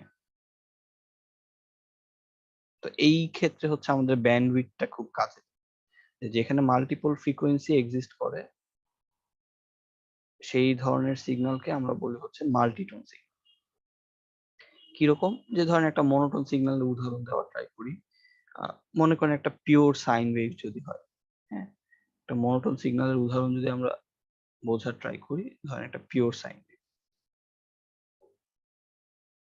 মানে আদর্শ সাইন ওয়েভ আর কি যদি বলতে চাই। ঠিক আছে, মনে করেন সিগন্যালটা দেখতে এরকম। ঠিক আছে, এই সিগন্যালটাই হয়তো রিপিট হচ্ছে, এটাই তো একটা সাইন ওয়েভ যদি আমরা চিন্তা করি। এটা আবার এখানে রিপিট হচ্ছে, এরকম এটা চলতেছে। ঠিক আছে, তো এই এই ধরনের সিগন্যালকে বলা হয় হচ্ছে সিঙ্গেল টোন। সিঙ্গেল টোন মানে হচ্ছে একটাই মাত্র ফ্রিকোয়েন্সি। হ্যাঁ, যেমন এই সাইন ওয়েভটার তো একটা টাইম পিরিয়ড থাকে, তাই না? এই সাইন ওয়েভটা একটা টাইম পিরিয়ড থাকবে, মনে করেন টাইম পিরিয়ড যদি আমরা মাপার ট্রাই করি, এইখান থেকে শুরু করে এই পর্যন্ত যতটুকু টাইম সেটাই তো তার টাইম পিরিয়ড। টাইম পিরিয়ড যদি আমরা জেনে থাকি, এই এক্স অ্যাক্সিসটাই তো আমাদের টাইম, আর এটা তো আমাদের সেই সিগন্যালটা যদি এক্সটি আমরা বলি বা এসটি যেটাই বলি না কেন, তাহলে টাইম পিরিয়ড হচ্ছে এই এত খানিকটা সময়, তাই না? এটাই হচ্ছে তার টাইম পিরিয়ড, পর্যায়কাল। তো ফ্রিকোয়েন্সি তাহলে আমরা এখান থেকে মেপে ফেলতে পারি, এই যে সিঙ্গেল ফ্রিকোয়েন্সি সিগন্যাল তার ফ্রিকোয়েন্সি হবে হচ্ছে এই টাইম পিরিয়ডের অপোজিট, তাই না? তাহলে ফ্রিকোয়েন্সি যদি আমরা বলতে চাই এই সিগন্যালটার ফ্রিকোয়েন্সি, এটা হচ্ছে একটা সিঙ্গেল টোন সিগন্যাল প্রথমত। এই যে নীল কালারের সিগন্যালটা আঁকলাম এক্সটি, এখানে এক্সটিটা হচ্ছে একটা সিঙ্গেল টোন সিগন্যাল, কারণ এখানে একটাই মাত্র ফ্রিকোয়েন্সি এক্সিস্ট করে।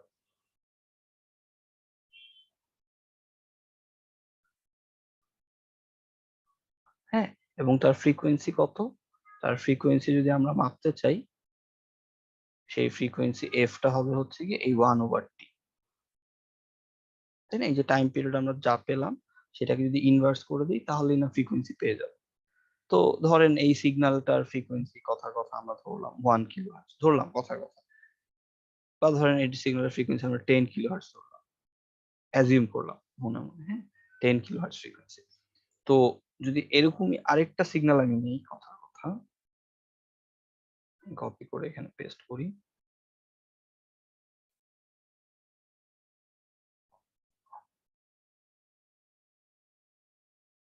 ধরেন আমি এরকম করে ফেললাম। বলেন তো এই সিগন্যালের ফ্রিকোয়েন্সি কি বেশি হবে নাকি কম হবে আগের সিগন্যালটার চাইতে?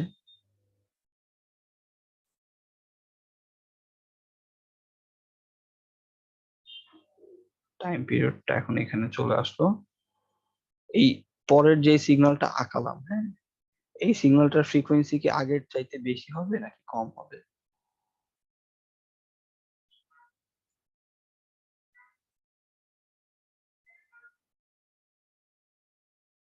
একটু বলেন কেউ। টাইম পিরিয়ড কমে গেছে, তাই না? তো টাইম পিরিয়ড যদি কমে যায়, ধরেন এটা আমাদের নতুন অন্য সিগন্যাল আর কি। তো এই সিগন্যালটার টাইম পিরিয়ড কমে যাচ্ছে, তার মানে এটা ফ্রিকোয়েন্সি বেশি হবে, তাই না? এটা তো বেশি দ্রুত অসিলেট করতেছে। ফ্রিকোয়েন্সি বেশি হওয়ার অর্থ কি? সিগন্যালটা দ্রুত অসিলেট করতেছে বা দ্রুত চেঞ্জ হবে, তাই না? কাজে নিচের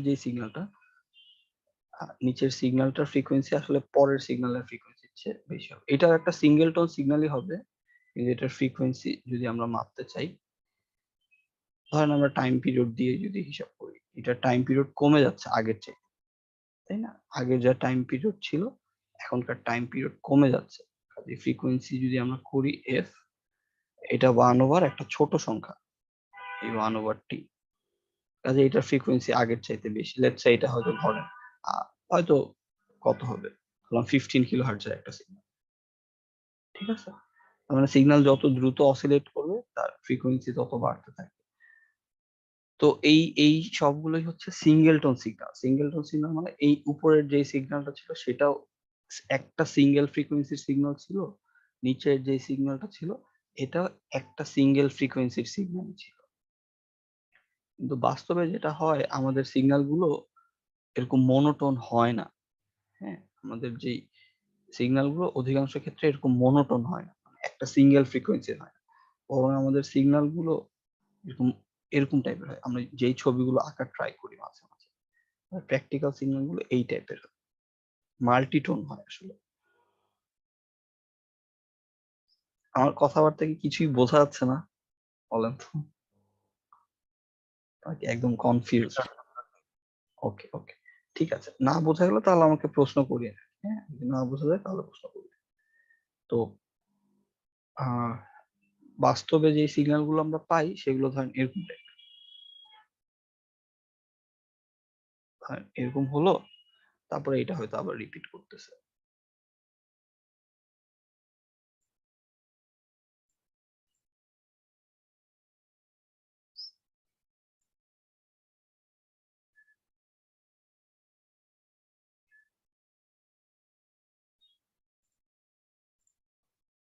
ঠিক আছে, তারপরে ধরেন এটা আবার রিপিট করতেছে।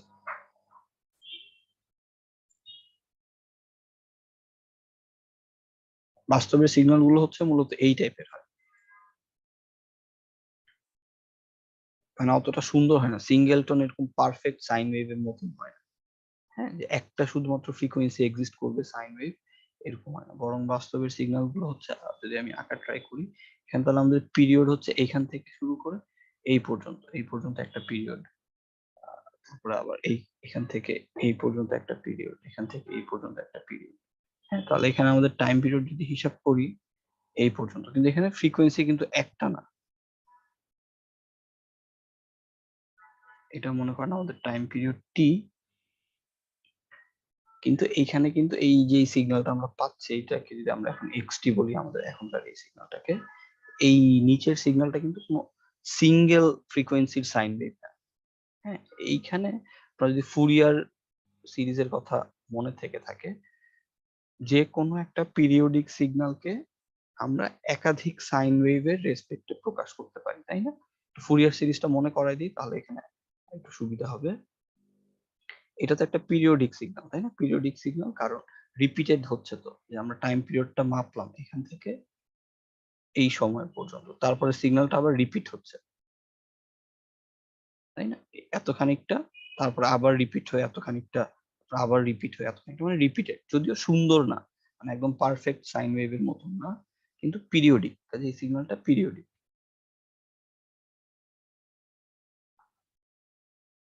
এবং তার টাইম পিরিয়ড হচ্ছে টি আমরা ধরলাম। তো যখন একটা পিরিয়ডিক সিগন্যাল থাকে, হ্যাঁ, এটা পিরিয়ডিক সিগন্যাল, তবে পারফেক্ট সাইন ওয়েভ না, তখন ফুরিয়ার সিরিজের কথা যদি আপনাদের মনে পড়ে থাকে, ফুরিয়ার সিরিজ আমাদের কি বলতো, কেউ বলতে পারেন ফুরিয়ার সিরিজ স্টেটমেন্টটা? ফুরিয়ার সিরিজ কেমন ছিল, মানে সহজভাবে যদি বলার ট্রাই করেন, ফুরিয়ার সিরিজ দিয়ে আমরা কি বুঝি, বলেন তো কেউ একজন।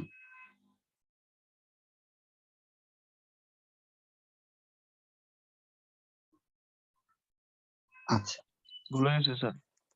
আচ্ছা, ওকে। ফুরিয়ার সিরিজটা ছিল যে আমাদের যদি একটা পিরিয়ডিক সিগন্যাল থাকে, এনি পিরিয়ডিক সিগন্যালকে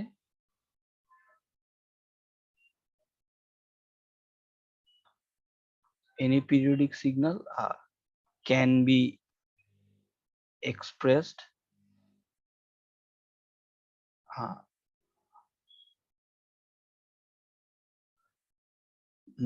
any periodic signal can be expressed by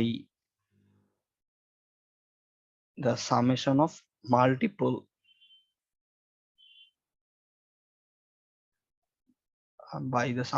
multiple sign, হ্যাঁ।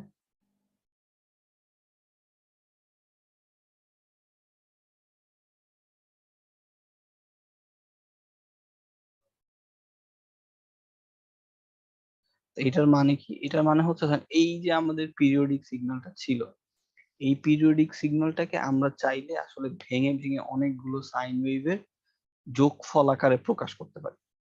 এটাই ছিল মূলত ফুরিয়ার সিরিজের মেইন তাৎপর্য। কিরকম, যে ধরেন এই এই সিগন্যালটুকু আছে, একটু অন্য কালার দিই,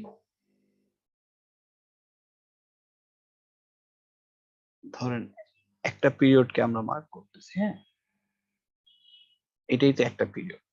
তো এই অংশটুকুকে আমরা চাইলে কপি করে নিই, এই প্রশ্নটুকুকে, এই অংশটুকুকে চাইলে মানে একটা পিরিয়ডকে আমি কপি করে দিচ্ছি, হ্যাঁ,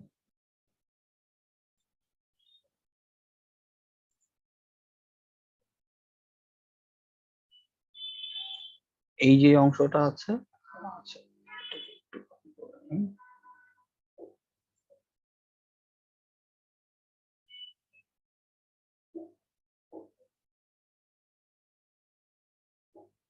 একটা পিরিয়ড নিলাম আর কি, হ্যাঁ।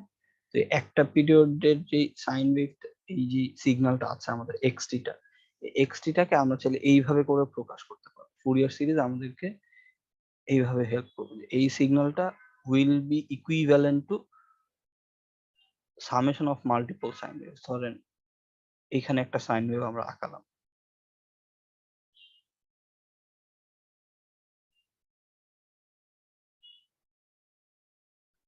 এরকম একটা সাইন ওয়েভ আঁকালাম, ধরেন এটা হচ্ছে লেটস সে, যদি বলতে চাই x1t, তার সাথে এরকম আরো একটা সাইন ওয়েভ ধরেন আমরা অ্যাড করতেছি, যোগ করতেছি, হ্যাঁ। তো সেই সাইন ওয়েভটা দেখতে ধরেন এরকম টাইপ।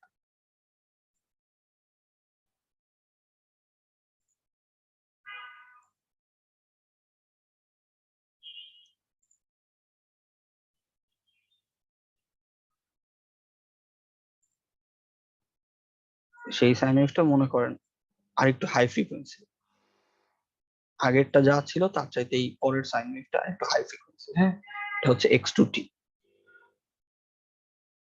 তো এটার সাথে আরো একটা সাইন ওয়েভ আমরা যোগ করলাম, কারণ এটার অ্যামপ্লিটিউড আর একটু বেশি আগেরটার চাইতে, আগেরটার যা অ্যামপ্লিটিউড ছিল তার চাইতে এটার অ্যামপ্লিটিউড আর একটু বেশি, একটু লম্বা বানাই দিচ্ছি এটাকে, হ্যাঁ। এগুলো আমি জাস্ট র্যান্ডমলি এক্সাম্পল দেওয়ার জন্য বলতেছি, কিন্তু আইডিয়াটা একটু বোঝার ট্রাই করতে হবে। তারপরে ধরেন এটার সাথে আরো একটা সাইন ওয়েভ আমরা যোগ করলাম, ধরেন এটা একটু shifted sine wave. Shifted sine wave মানে মনে করেন এই ফ্রিকোয়েন্সি, বা ধরেন আরেকটা মাল্টিপল ফ্রিকোয়েন্সি, মানে অন্য একটা ফ্রিকোয়েন্সি ধরলাম, এইখান থেকে এটা শিফটেড টাইপের একটা সাইন ওয়েভ, মানে এটা একটু অন্য অন্য ফ্রিকোয়েন্সি, ঠিক আছে? এটা একটু ছড়াই দিই। তাহলে যেটা আসলে আমি বলতে চাচ্ছি মূলত, যে এই যে এটা ধরেন এক্স3টি, যে এই যে তিনটা সাইন ওয়েভ আমরা পেলাম কথার কথা, x1t x2t x3t, এই তিনটাকে যদি আমরা যোগ করি, হ্যাঁ, এই তিনটাকে যোগ করলে তাহলে হচ্ছে গিয়ে আমরা এই যে আমাদের সবুজ কালারের সিগন্যালটা ছিল, এগুলো ভিন্ন ভিন্ন কালার দিই, এটা হচ্ছে যে লাল দিই, একটা লাল একটা নীল, আর ধরেন এটাকে হয়তো পার্পল কালার দিলাম। তো এই তিনটা ভিন্ন ভিন্ন সাইন ওয়েভকে যদি আমি যোগ করি, তাহলে আমরা আমাদের এই বাম পাশের সিগন্যালটা পাবো, ঠিক আছে? এইটাই হচ্ছে আমাদের ফুরিয়ার সিরিজ বলে, যে এনি পিরিয়ডিক সিগন্যাল, এই বাম পাশের সিগন্যালটা একটা পিরিয়ডিক সিগন্যাল ছিল, এটা রিপিট করতেছিল, তো আমরা তার একটা পিরিয়ডকে জাস্ট কনসিডার করতেছি, ঠিক আছে? তাহলে যে any periodic signal can be express by the summation of multiple sinusoidal waveform, যে এই পুরো সিগন্যালটাকে, পিরিয়ডিক সিগন্যালটাকে আমরা একাধিক একাধিক সাইন ওয়েভের এবং সামেশন আকারে প্রকাশ করতে পারবো, ঠিক আছে?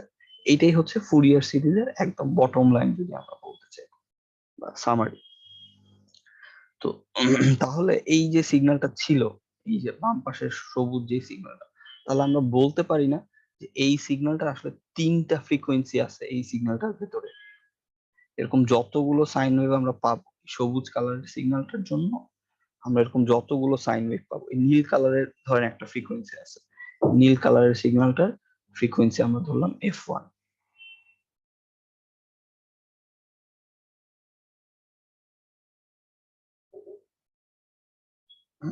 আমার পিসি একটু হ্যাং করতেছে।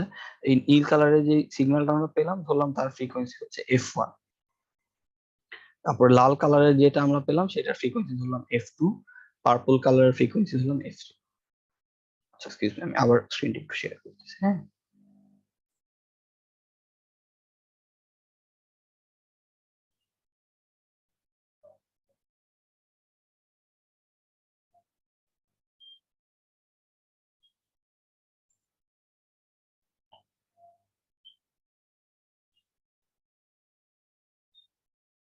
আচ্ছা আবার শেয়ার করতেছি, এক্সকিউজ মি।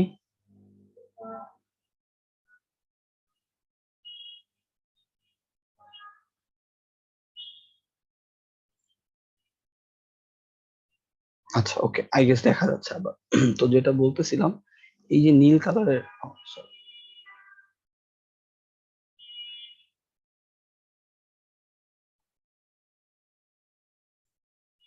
আমরা তো তিনটা সিগন্যাল আকারে প্রকাশ করলাম, তাহলে এই লাস্ট সিগন্যালটার ফ্রিকোয়েন্সি ধরলাম আমরা f3, মাঝেরটার ফ্রিকোয়েন্সি ধরলাম f2, প্রথমটার ফ্রিকোয়েন্সি ধরলাম আমরা f1। তাহলে আমরা বলতে পারি না এই যে বাম পাশের, excuse me, বাম পাশের যে সবুজ সিগন্যালটা আছে, এই সবুজ সিগন্যালটা আসলে মূলত তিনটা ফ্রিকোয়েন্সি, ভিন্ন ভিন্ন ফ্রিকোয়েন্সি সাইন ওয়েভের যোগফল। কাজে এই বাম পাশের সিগন্যালটাকে এই জন্যই আমরা বলতেছি এটা একটা মাল্টিটোন সিগন্যাল। আমরা এটাকে বলতেছিলাম হচ্ছে, এই যে মাল্টিটোন সিগন্যাল কি জিনিস, যেখানে মাল্টিপল ফ্রিকোয়েন্সি এক্সিস্ট করে, ঠিক আছে? মাল্টিটোন সিগন্যাল হচ্ছে যেখানে মাল্টিপল ফ্রিকোয়েন্সি এক্সিস্ট করে। আমরা এই যে সিগন্যালটা, এই সিগন্যালটা হচ্ছে আসলে একটা মাল্টিটোন সিগন্যাল,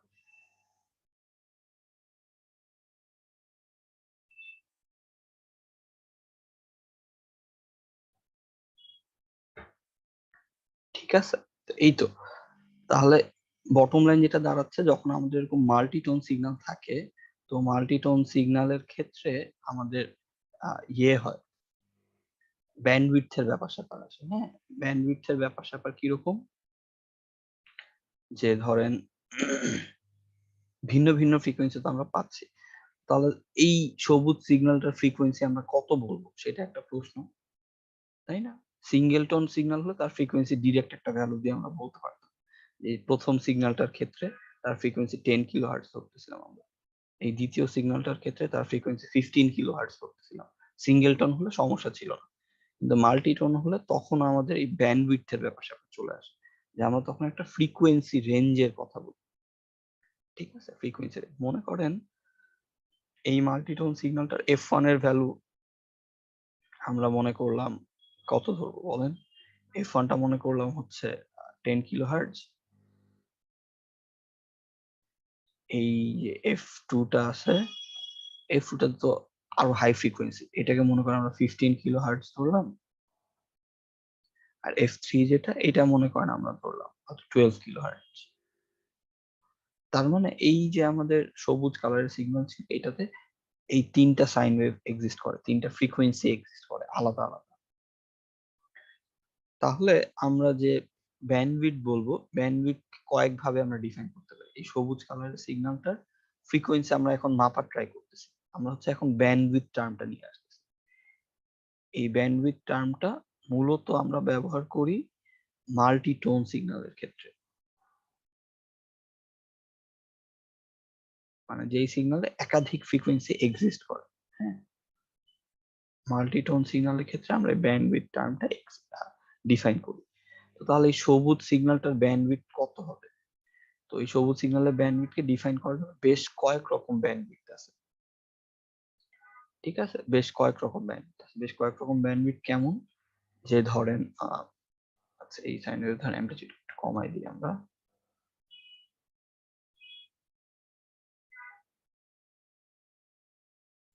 ওকে,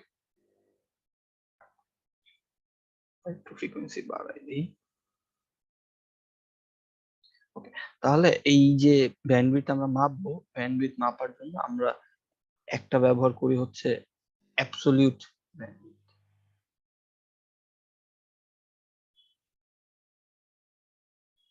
মানে ব্যান্ডউইথ বলতে এখানে সহজভাবে যেটা আমরা বুঝাই, সেটা হচ্ছে আমাদের কত খানিকটা ফ্রিকোয়েন্সি ব্যান্ড আছে। কত খানিকটা ফ্রিকোয়েন্সি ব্যান্ড আছে বলতে এই হাইয়েস্ট ফ্রিকোয়েন্সি আর লোয়েস্ট ফ্রিকোয়েন্সির মধ্যে তফাৎ। হ্যাঁ, যে আমাদের এই সবুজ কালারের সিগন্যালটার ক্ষেত্রে আমাদের ম্যাক্সিমাম ফ্রিকোয়েন্সি কত? 15 কিলোহার্টজ, তাই না? তো তাহলে এই সিগন্যালটার ক্ষেত্রে যদি আমরা আমাদের অ্যাবসলিউট ব্যান্ডউইথ মাপার ট্রাই করি, আমাদের এফ ম্যাক্স লাগবে। তো এফ ম্যাক্স হচ্ছে আমাদের এখানে 15 কিলোহার্টজ, আর এফ মিন আমাদের লাগবে, এফ মিন হচ্ছে আমাদের এখানে 10 কিলোহার্টজ। তাহলে এখানে আমাদের ব্যান্ডউইথ হবে হচ্ছে এই দুইটার ভিতরে তফাৎ। এখান থেকে আমরা ব্যান্ডউইথটা হিসাব করতে পারবো। ঠিক আছে, আমাদের ব্যান্ডউইথ আসবে হচ্ছে এখানে এফ ম্যাক্স মাইনাস এফ মিন, যদি বলতে চাই এফ ম্যাক্স মাইনাস এফ মিন, বা এখান থেকে আমাদের ব্যান্ডউইথ 5 কিলোহার্টজ। হ্যাঁ, এটা হচ্ছে ব্যান্ডউইথ মাপার একটা উপায়, মানে রেঞ্জ অফ ফ্রিকোয়েন্সি। আমরা যে বলছিলাম না ব্যান্ডউইথ জিনিসটা হচ্ছে একটা রেঞ্জ অফ ফ্রিকোয়েন্সি, তার মানে আমরা আসলে বুঝতেছি যে আমাদের এখানকার রেঞ্জটা হচ্ছে 5 কিলোহার্টজ এর একটা রেঞ্জ। মানে মনে করেন আমি ফ্রিকোয়েন্সি স্কেলে আঁকানোর ট্রাই করি। আরেকটা জিনিস সাথে আপনাদের পরিচয় করাই দিই, যার নাম হচ্ছে ফ্রিকোয়েন্সি স্পেকট্রাম। আপনারা পরিচিত হয়তো। ফ্রিকোয়েন্সি স্পেকট্রামটা কি জিনিস? ফ্রিকোয়েন্সি স্পেকট্রামের সাথে পরিচিত করিয়ে দিই। এটা হচ্ছে ভিন্ন ভিন্ন ফ্রিকোয়েন্সিতে সিগন্যালের অ্যামপ্লিটিউড কেমন। মনে করেন এটা হচ্ছে 0, হ্যাঁ, এটা হচ্ছে আমাদের ফ্রিকোয়েন্সি এফ হার্টজ বা ধরুন কিলো হার্টজ ধরলাম।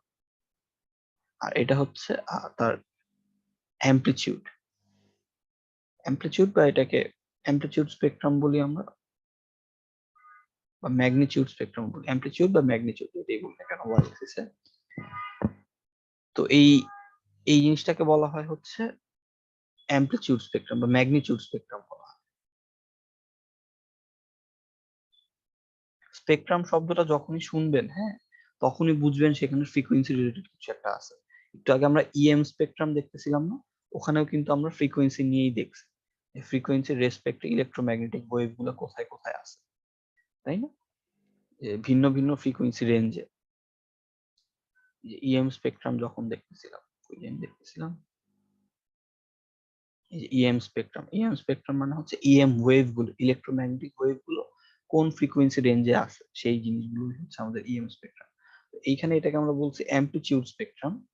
তো তো অ্যামপ্লিটিউড স্পেকট্রামটাও সেম টাইপের, যে কোন ফ্রিকোয়েন্সিতে কত অ্যামপ্লিটিউড। মনে করেন এই যে আমাদের 10 কিলোহার্টজ ফ্রিকোয়েন্সিতে মনে করেন তার অ্যামপ্লিটিউড, এই সাইন ওয়েভটার অ্যামপ্লিটিউড আমরা ধরলাম, কত ধরবো বলেন, ধরেন 20 ধরলাম, অ্যামপ্লিটিউড হচ্ছে 20।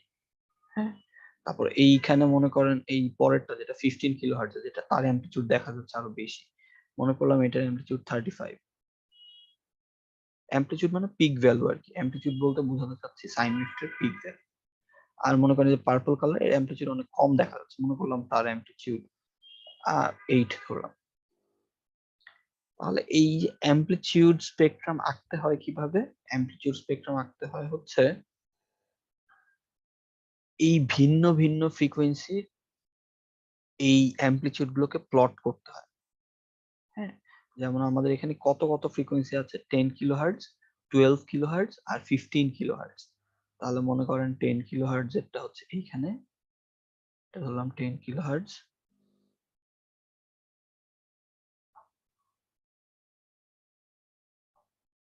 এটা হচ্ছে আমাদের 10 কিলোহার্টজ ধরলাম।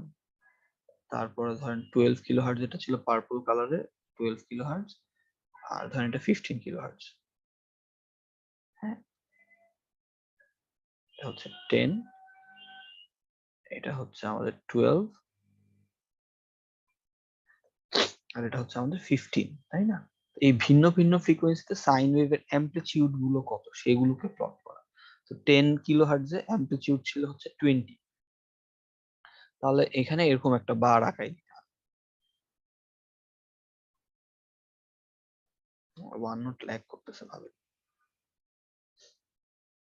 তো এখানে এরকম 20 একটা এরকম ডেল্টার মতন আঁকা থাকে, এর ভ্যালু হচ্ছে 20। আর একটু ছোট করে আঁকাই কারণ আরো তো বড় আছে।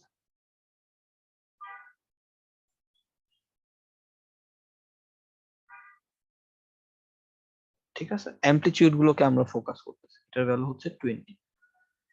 তারপরে 12 কিলোহার্টজে কত ছিল, 12 কিলোহার্টজে ছিল হচ্ছে 8, অ্যামপ্লিটিউড ছিল 8। তাহলে ধরেন তার জন্য যদি আমরা আঁকানো ট্রাই করি এরকম 8, এটা একটু ছোট হবে আগের চাইতে, একটা ডেল্টা ফাংশন আর কি আঁকাচ্ছি।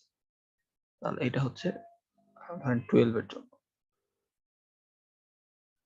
এটার ভ্যালু হচ্ছে 8। আর 15 এর জন্য আমরা পাচ্ছিলাম হচ্ছে কত, 35 ধরছিলাম, 35। তাহলে মনে করেন এটা আরো লম্বা হবে আগে, এই ডেল্টা, এটার ভ্যালু মনে করেন 35।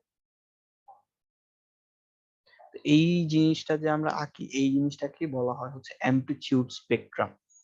স্পেকট্রাম শব্দটা যখনই শুনবেন বললাম যে তখনই বুঝবেন এখানে ফ্রিকোয়েন্সি রিলেটেড কিছু একটা আছে।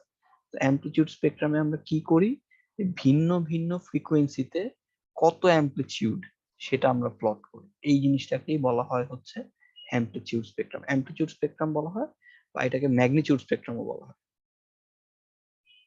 আপনারা এগুলো পড়বেন, আপনারা যদি ডিএসপি যদি করেন যখন 343, তখন হচ্ছে এগুলো আরো পড়বেন, অ্যামপ্লিটিউড স্পেকট্রাম, ম্যাগনিটিউড স্পেকট্রাম যেটা বলতেছি, বা ফেজ স্পেকট্রাম। আমাদের দুই রকম স্পেকট্রাম থাকে মূলত একটা সিগন্যাল, একটা হচ্ছে অ্যামপ্লিটিউড স্পেকট্রাম আর আরেকটা হচ্ছে ফেজ স্পেকট্রাম। এটা এই দুইটা জিনিস একই। তো এরকম যে থাকে, হ্যাঁ, এরকম একটা সাইন ওয়েভ মনে করেন যে অনেকগুলো ফ্রিকোয়েন্সি স্পেকট্রাম নিয়ে আছে, তাহলে আমাদের ব্যান্ডউইডথ এখানে কত আসবে, ব্যান্ডউইডথ আসবে হচ্ছে এই ম্যাক্সিমাম ফ্রিকোয়েন্সি আর এই মিনিমাম ফ্রিকোয়েন্সির ভেতর কতটুকু তফাৎ, এটা আমরা বলছি অ্যাবসলিউট ব্যান্ড। অ্যাবসলিউট ব্যান্ডউইডথ হচ্ছে এই যে ম্যাক্সিমাম আর মিনিমাম এদের ভেতরে কতখানিটা তফাৎ। মানে 15 থেকে 10 এর মাঝখানে তফাৎ কত, 5 কিলোহার্টজ। তা আমাদের এই সিগন্যালটার ব্যান্ডউইডথ আমরা 5 কিলোহার্টজ ধরতে পারি। হ্যাঁ, ব্যান্ডউইডথকে বিডব্লিউ দিয়ে লিখলাম। এটা হচ্ছে একরকম ভাবে ব্যান্ডউইডথ মাপার উপায়, এটা একটা উপায়। ঠিক আছে, আরো ব্যান্ডউইডথের ডেফিনেশন আছে। তো এটা হচ্ছে তাহলে একটা আমরা পেলাম। তো অনেক সময় এই ম্যাগনিটিউড স্পেকট্রামটা এরকম ডিসক্রিট আকারে না থেকে কন্টিনিউয়াস আকারেও থাকতে পারে। কন্টিনিউয়াস আকারে কেমন, এখানে তো আমরা অ্যামপ্লিটিউড স্পেকট্রামটাকে ডিসক্রিট আকারে দেখতেছি। ডিসক্রিট আকার মানে 10 কিলোহার্টজ, 12 কিলোহার্টজ, 15 কিলোহার্টজ, ভিন্ন ভিন্নতে ভিন্ন ভিন্ন ভ্যালু। তো অনেক সময় যেটা হয় অ্যামপ্লিটিউড স্পেকট্রামটা দেখতে এরকম টাইপের হয়।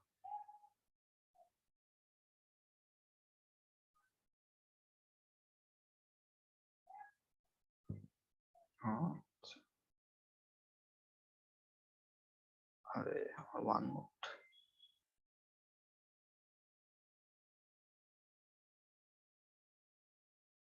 তো যেটা বলতেছিলাম যে অনেক সময় এই অ্যামপ্লিটিউড স্পেকট্রামটা কন্টিনিউয়াস টাইপের হয়। কন্টিনিউয়াস টাইপের কিরকম?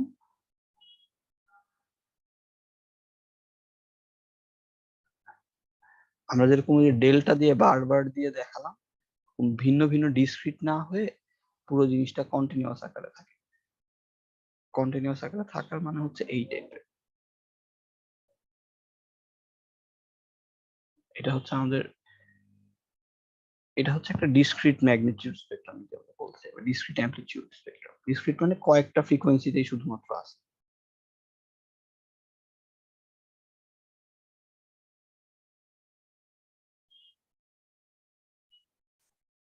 শুধুমাত্র যে 10, 12, 15 এ ভ্যালু আছে, অন্য কোথাও ভ্যালু নেই, ডিসক্রিট, ভিন্ন ভিন্ন ভ্যালু। তো অনেক সময় অ্যামপ্লিটিউড স্পেকট্রামটা কন্টিনিউয়াস হতে পারে।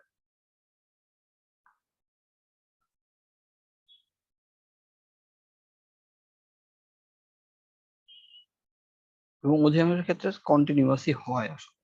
তো কন্টিনিউয়াস মানে কিরকম? মনে করেন কোন একটা ফ্রিকোয়েন্সি রেঞ্জের ভেতর ভ্যালু আছে, মানে এইখান থেকে সবগুলো ফ্রিকোয়েন্সিতেই ভ্যালু আছে। মনে করেন এটা আমাদের 30 kilo hertz frequency, kilo hertz, এটা হচ্ছে 30 কিলো হার্টজ, এটা মনে করেন জিরো। তো এই জিরো থেকে 30 এর ভেতর প্রতিটা ফ্রিকোয়েন্সিতেই অ্যামপ্লিটিউড আছে, মানে এত অনেকগুলো সাইন ওয়েভ আর কি আমাদের লাগতেছে। ঠিক আছে, যে মনে করেন 1 কিলো হার্টজের একটা সাইন ওয়েভ আমাদের লাগতেছে, তার জন্য অ্যামপ্লিটিউড এরকম। তারপর 2 কিলো হার্টজের একটা সাইন ওয়েভ লাগতেছে, 3 কিলো হার্টজের সাইন ওয়েভ, 4 কিলো হার্টজের সাইন ওয়েভ। সবগুলো সাইন ওয়েভের অ্যামপ্লিটিউড গুলো এভাবে এভাবে করে আমরা আঁকাচ্ছি আর কি। তো 0 থেকে 30 কিলো হার্টজের ভেতর সব ফ্রিকোয়েন্সিতেই আমাদের লাগতেছে আর কি সিগন্যালটাকে প্রকাশ করতে গেলে। আগের বার যেমন যে সিগন্যালটাকে প্রকাশ করতে আমাদের মাত্র 3টা সাইন ওয়েভ লাগছে, তো মনে মনে আমরা চিন্তা করতেছি এখনকার যে সাইন ওয়েভটা, সেটাকে প্রকাশ করতে অনেকগুলো, মানে এখনকার যে মাল্টিটোন সিগন্যালটা, আগের এই মাল্টিটোন সিগন্যালটাকে প্রকাশ করতে আমাদের 3টা সাইন ওয়েভ লাগছিল। 3টা সাইন ওয়েভকে আমরা এইভাবে করে আঁকাই দিছিলাম। তো এখনকার যে সাইন ওয়েভটা, ধরেন এটা অন্য কোনো একটা, ধরেন অ্যানাদার মাল্টিটোন সিগন্যাল আর কি।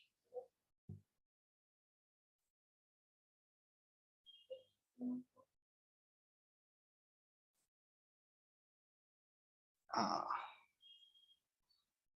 তো এটা অন্য কোনো একটা সাইন ওয়েভ, একটা মানে আরো জটিল কোনো একটা মাল্টিটোন সিগন্যাল, অনেকগুলো সাইন ওয়েভ সেখানে আছে। তো সেই সেই মাল্টিটোন সিগন্যালটাতে যেটা হবে সেটা হচ্ছে ওই অনেকগুলো ফ্রিকোয়েন্সি কম্পোনেন্ট আমাদের লাগতেছে, 0 কিলো হার্টজ থেকে শুরু করে 30 কিলো হার্টজের ভেতর সবগুলো ফ্রিকোয়েন্সি কম্পোনেন্টই আমাদের লাগতেছে। হ্যাঁ, তো এইটা হচ্ছে কন্টিনিউয়াস, তাহলে কোনো কোনো ফ্রিকোয়েন্সি বাদ যাচ্ছে না। 0 থেকে 30-র ভেতর সবগুলো ফ্রিকোয়েন্সিতেই কোনো না কোনো ভ্যালু আছে। এই জন্যই বলছি আর কন্টিনিউয়াস আর কি, কন্টিনিউয়াস অ্যামপ্লিটিউড স্পেকট্রাম। ঠিক আছে, তো আরেকটা ছোট্ট জিনিস একটু বলি, এই যে আমরা অ্যামপ্লিটিউড স্পেকট্রাম গুলো আঁকি, এগুলো নেগেটিভ সাইডেও আমরা আঁকি। যদিও নেগেটিভ ফ্রিকোয়েন্সি বলতে কিছু নাই, কিন্তু আমরা যখন যে ফুরিয়ার করি, ফুরিয়ার করলে আমরা নেগেটিভ ফ্রিকোয়েন্সিতেও ভ্যালু গুলো পাই। নেগেটিভ ফ্রিকোয়েন্সিতে ভ্যালু পাই বলতে এটা বোঝাতে চাচ্ছি, এই যে 10 এ যেমন পেয়েছি না, তেমনি -10 এও এরকম একটা জিনিস আমরা পাই, ম্যাথমেটিক্যালি পাই আর কি। নেগেটিভ ফ্রিকোয়েন্সি বলতে কিছু নাই, এই জিনিসটা ম্যাথমেটিক্যাল। হ্যাঁ, যখন আমরা ম্যাথমেটিক্যালি ফুরিয়ার সিরিজ করি, তখন এই -10এও সেম অ্যামপ্লিটিউডের একটা পোর্শন আমরা পাই।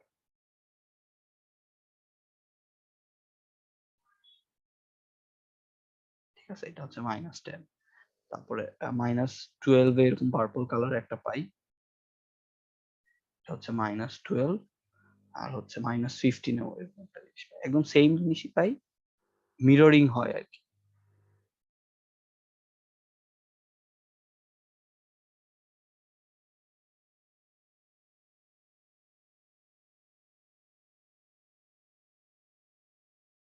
হ্যাঁ, এটা হচ্ছে -15। আবার বলি যে এই নেগেটিভ গুলো আমরা কেন পাই, নেগেটিভ গুলো মূলত ম্যাথমেটিক্যালি আমরা পাই। এগুলো কোনো ফিজিক্যাল সিগনিফিকেন্স নাই। ফিজিক্যাল সিগনিফিকেন্স নাই মানে বলতে চাচ্ছি যে নেগেটিভ ফ্রিকোয়েন্সি বলতে তো আসলে কোনো কিছু এক্সিস্ট করে না, তাই না? আর নেগেটিভ ফ্রিকোয়েন্সি বলতে কিছু নাই, এই জিনিসটা আসে হচ্ছে ম্যাথমেটিক্যাল এক্সপ্রেশন থেকে। ঠিক আছে, ম্যাথমেটিক্যাল এক্সপ্রেশন থেকে হচ্ছে যখন আমরা ফুরিয়ার সিরিজ করি, পজিটিভ ফ্রিকোয়েন্সিতে যেরকম জিনিস পাই, নেগেটিভ ফ্রিকোয়েন্সিতে আমরা ওরকম প্লট করতে পারি। তো এরকম ডিসক্রিটের ক্ষেত্রে যেমন হয়, কন্টিনিউয়াস এর ক্ষেত্রেও এরকম অ্যামপ্লিটিউড স্পেকট্রাম পাওয়া যায়। মানে মিররিং টাইপের হয় আর কি, একদম এক্সাক্ট সেম জিনিসই হয়, জাস্ট মিরর। ঠিক আছে, এটা হচ্ছে -30। তাহলে এখানে যদি আমরা ব্যান্ডউইডথ হিসাব করতে চাই, ব্যান্ডউইডথ আমরা মূলত এই 0 থেকে 30 পর্যন্ত এই সিগন্যালটার ক্ষেত্রে, এই কন্টিনিউয়াস অ্যামপ্লিটিউড স্পেকট্রামের সিগন্যালের ক্ষেত্রে তার যে ব্যান্ডউইডথ এটা হবে হচ্ছে হাইয়েস্ট যেটা ম্যাক্সিমাম মাইনাস মিনিমাম। ম্যাক্সিমাম হচ্ছে এখানে 30 আর মিনিমাম হচ্ছে এখানে 0। কাজে এখানে আমাদের ব্যান্ডউইডথ আসবে হচ্ছে 30 মাইনাস 0, ম্যাক্সিমাম থেকে মিনিমামটা বাদ দিলে যা আসে। ঠিক আছে, তার মানে আমরা বুঝবো যে এই যে সিগন্যালটা আমরা চিন্তা করলাম, এই যে অ্যানাদার মাল্টিটোন সিগন্যাল, কোন একটা সিগন্যাল যেটা আমরা আঁকি নাই, সেই সিগন্যালটার জন্য ফ্রিকোয়েন্সি কম্পোনেন্ট আছে হচ্ছে এতখানিকটা, মানে 30 কিলো হার্টজ পর্যন্ত, 0 থেকে 30 কিলো হার্টজ পর্যন্ত। ঠিক আছে, এই তো এই হচ্ছে গিয়ে একটা ব্যান্ডউইডথের ডেফিনিশন, এটা হচ্ছে অ্যাবসলিউট ব্যান্ড। ঠিক আছে, আরো টাইপের ব্যান্ডউইডথ আমাদের আছে। আরেকটা ব্যান্ডউইডথ যদি বলতে চাই, সেটাকে বলা হচ্ছে আপনার হাফ পাওয়ার ফ্রিকোয়েন্সির কথা আই গেস শুনছেন, তাই? হাফ পাওয়ার ফ্রিকোয়েন্সি। তো হাফ পাওয়ার ফ্রিকোয়েন্সি কোরেসপন্ডিং আমাদের একটা ব্যান্ডউইডথ থাকে। ঠিক আছে, হাফ পাওয়ার ফ্রিকোয়েন্সি কোরেসপন্ডিং ব্যান্ড মানে হচ্ছে এইখানে অ্যামপ্লিটিউড গুলো আমরা যে ভ্যালু আকারে প্রকাশ করলাম, এইগুলোকে আমরা চাইলে ইয়ে আকারেও প্রকাশ করতে পারি, কি বলে, ডেসিবেলেও প্রকাশ করতে পারি। হ্যাঁ, এখানে যে অ্যামপ্লিটিউডের ভ্যালুগুলোকে আমরা 35, 20, 80 এভাবে করে প্রকাশ করলাম, এই ভ্যালুগুলোকে আমরা ডেসিবেলে নিয়েও প্রকাশ করতে পারি। তো ডেসিবেলে নিয়ে প্রকাশ করলে আমরা তখন পাওয়ার প্লট করি আর কি, পাওয়ার বা সিগন্যালটার স্কোয়ার আর কি, অ্যামপ্লিটিউডের স্কোয়ার। পাওয়ার আমরা কিভাবে পাই? অ্যামপ্লিটিউডকে স্কোয়ার করে দিলেই পাওয়ার পাই না? তখন হচ্ছে আমরা অ্যামপ্লিটিউডের স্কোয়ারকে প্লট করি। তো ওইখান থেকে আমরা হাফ পাওয়ার ব্যান্ডউইথ ডিফাইন করতে পারি। এটা যেমন অ্যাবসলিউট ব্যান্ডউইথের কথা বললাম, এরপরে আমরা হাফ পাওয়ার ব্যান্ডউইথ নিয়ে একটু ডিসকাস করব।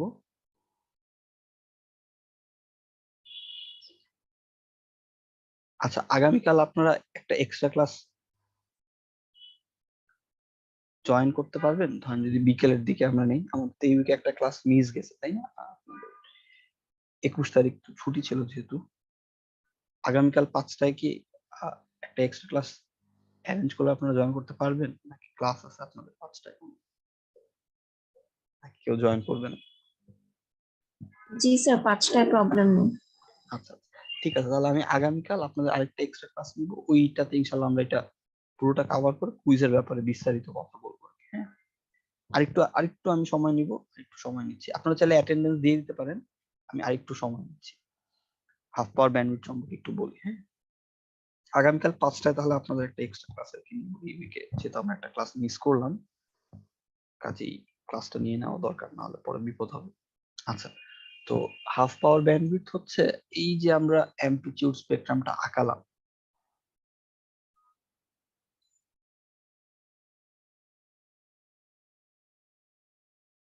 ঠিক আছে, এটা হচ্ছে আমাদের অ্যামপ্লিটিউড স্পেকট্রামটা। তো এই যে অ্যামপ্লিটিউড স্পেকট্রামটা আঁকলাম, এই বরাবর তাহলে ফ্রিকোয়েন্সি আছে ধরেন কিলো হার্টজে, আর আমাদের ওয়াই বরাবর আছে হচ্ছে, যেটা বলতেছিলাম যে এবার আমরা অ্যামপ্লিটিউডের স্কোয়ার কি নিব, পাওয়ার যেহেতু আমরা চিন্তা করতেছি। ঠিক আছে, পাওয়ার পাওয়ার বলতে পারি, বা ওই অ্যামপ্লিটিউড যদি আমরা কনসিডার করি, অ্যামপ্লিটিউড বা ম্যাগনিটিউড বলছিলাম, বা ম্যাগনিটিউড যদি দেখি, ম্যাগনিটিউড স্পেকট্রাম,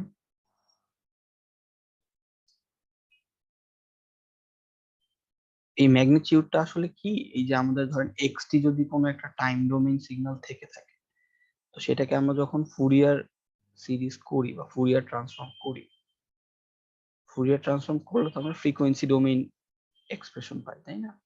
টাইম ডোমেইন সিগন্যালটাকে আমরা যদি ফুরিয়ার ট্রান্সফর্ম করি,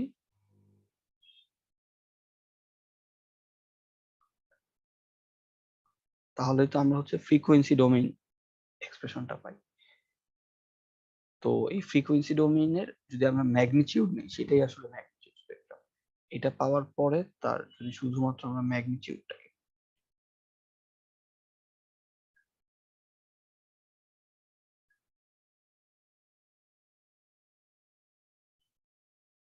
ম্যাগনিটিউড মানে এইভাবে করে লেখা হয়, শুধুমাত্র ম্যাগনিটিউড। ম্যাগনিটিউড নিতে পারি, অথবা আমরা চাইলে ফেজও নিতে পারি। ফেজ স্পেকট্রাম বলতে হয় একটা জিনিস আছে, মানে অ্যাঙ্গেল গুলো যখন আমরা নিই। আপাতত ফেজ স্পেকট্রাম নিয়ে আমাদের প্যারা নাই, আপাতত আমাদের ম্যাগনিটিউড স্পেকট্রাম নিয়ে কাজ। এখানে আমরা এই ম্যাগনিটিউড স্পেকট্রামটাই আর কি প্লট করতেছি। এই ম্যাগনিটিউড স্পেকট্রাম তাহলে কি জিনিস, যেটা বললাম, একটা টাইম ডোমেইন সিগন্যাল যদি থেকে থাকে, টাইম ডোমেইন সিগন্যাল মানে যে এই চেহারার সিগন্যালটা ছিল আর কি, এটা এই এক্সটিটাকে আমরা ফুরিয়ার ট্রান্সফর্ম করতেছি। ফুরিয়ার ট্রান্সফর্ম করলে পরে আমরা এই এক্স এফটা পাই। এই এক্স এফটা যদি আমরা শুধু ম্যাগনিটিউড নিই, তাহলে ম্যাগনিটিউড স্পেকট্রাম পাই। এই জিনিসটাকে আমরা বলি হচ্ছে ম্যাগনিটিউড স্পেকট্রাম। হ্যাঁ, আর ফেজ বা অ্যাঙ্গেল গুলো যদি আমরা কনসিডার করি, সেটাকে বলা হয় হচ্ছে ফেজ স্পেকট্রাম। তো এই হাফ পাওয়ার ব্যান্ডউইথটা কেমন, এই যে ম্যাগনিটিউড স্পেকট্রামকে আমরা প্লট করতেছি, মনে করেন ডেসিবেলে প্লট করতেছি। হ্যাঁ, তো হাফ পাওয়ার ব্যান্ডউইথ হচ্ছে, যদি আপনাদের মনে পড়ে থাকে, ম্যাক্সিমাম পাওয়ারটা হচ্ছে আমাদের 0 ডেসিবেলে থাকে।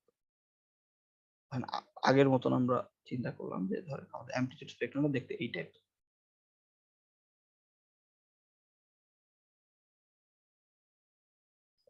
ঠিক আছে। অ্যাবসলিউট ব্যান্ডউইথ অনুযায়ী হচ্ছে আমরা পেয়েছিলাম কত, এটা 30 ছিল আমাদের, এটা 0 ছিল, এটা -30 পেয়েছি।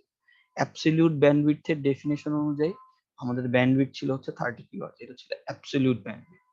যে ম্যাক্সিমাম থেকে মিনিমামটা আমরা বাদ দিচ্ছিলাম। আর এখন হচ্ছে আমরা হাফ পাওয়ার ব্যান্ডউইথ ডিফাইন করতেছি। তো হাফ পাওয়ার ব্যান্ডউইথটা কি জিনিস, হাফ পাওয়ার ব্যান্ডউইথ হচ্ছে এই ম্যাক্সিমাম থেকে -3 dB পর্যন্ত। হাফ পাওয়ারের কথা যদি আপনাদের মনে পড়ে থাকে, আমরা ম্যাগনিটিউড স্পেকট্রামটা ডেসিবেলে প্লট করতেছি, তাহলে পিক ভ্যালুটা আমরা পেতাম হচ্ছে 0 ডেসিবেল। এই পিকটা পেতাম 0 ডেসিবেলে। আর -3 ডেসিবেল যেটা, 0 যদি হয়, 0 থেকে নিচের দিকে, সেটা তাহলে -3। তো এই 0 থেকে -3 পর্যন্ত যতটুকু ফ্রিকোয়েন্সি, সুন্দর করে আঁকাই,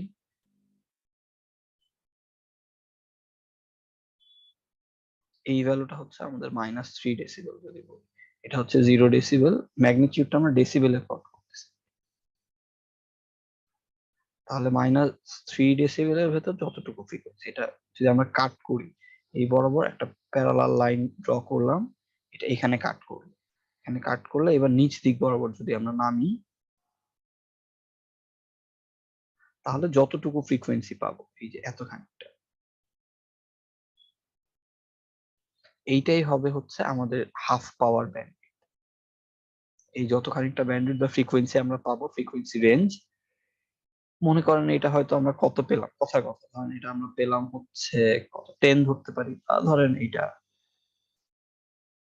1/3 ধরতে পারি, বা ধরেন এটা 9 ধরলাম, এটা ধরেন 9।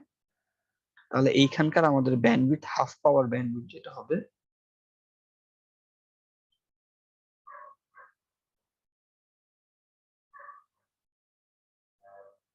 সেটা হচ্ছে এই 0 থেকে 9, এই ফ্রিকোয়েন্সি রেঞ্জ। ঠিক আছে, হাফ পাওয়ার ব্যান্ডউইথ তাহলে হবে হচ্ছে এই 9 - 0, বা 9 কিলোহার্টজ। ঠিক আছে, অ্যাবসলিউট ব্যান্ডউইথ কিন্তু 30 কিলোহার্টজই আছে। অ্যাবসলিউট ব্যান্ডউইথ হচ্ছে একদম ম্যাক্সিমাম থেকে মিনিমাম। এখানে আমাদের ম্যাক্সিমাম হয়েছিল 30 আর মিনিমাম ছিল 0। মিনিমাম বলতে আবার নেগেটিভটা কিন্তু বুঝিয়েন না, নেগেটিভ না, কারণ যেটা বলছিলাম, নেগেটিভ ফ্রিকোয়েন্সিটা আসছে শুধুমাত্র ম্যাথমেটিক্যালি, -30 পার্টটা আসছে বা নেগেটিভ পোর্শনটা আসছে ফুরিয়ার করার কারণে, ম্যাথমেটিক্যালি আসছে। এই মাইনাস পার্টের কিন্তু সরাই দিই, হ্যাঁ, এই মাইনাস পার্টে কিন্তু কোনো সিগনিফিকেন্স নাই, ফিজিক্যাল সিগনিফিকেন্স নাই। মূলত মিনিমাম বলতে আমরা 0 কিলোহার্টজ থেকে ধরতেছি। কাজে অ্যাবসলিউট ব্যান্ডউইথ যদি আমি নিই, তাহলে এই যে ম্যাক্সিমাম থেকে মিনিমাম, এই পুরোটুকু অংশ আমি নিচ্ছি। দিচ্ছি, আবার একটু মার্ক করি। 1 নোট করতেছি একটু। হ্যাঁ,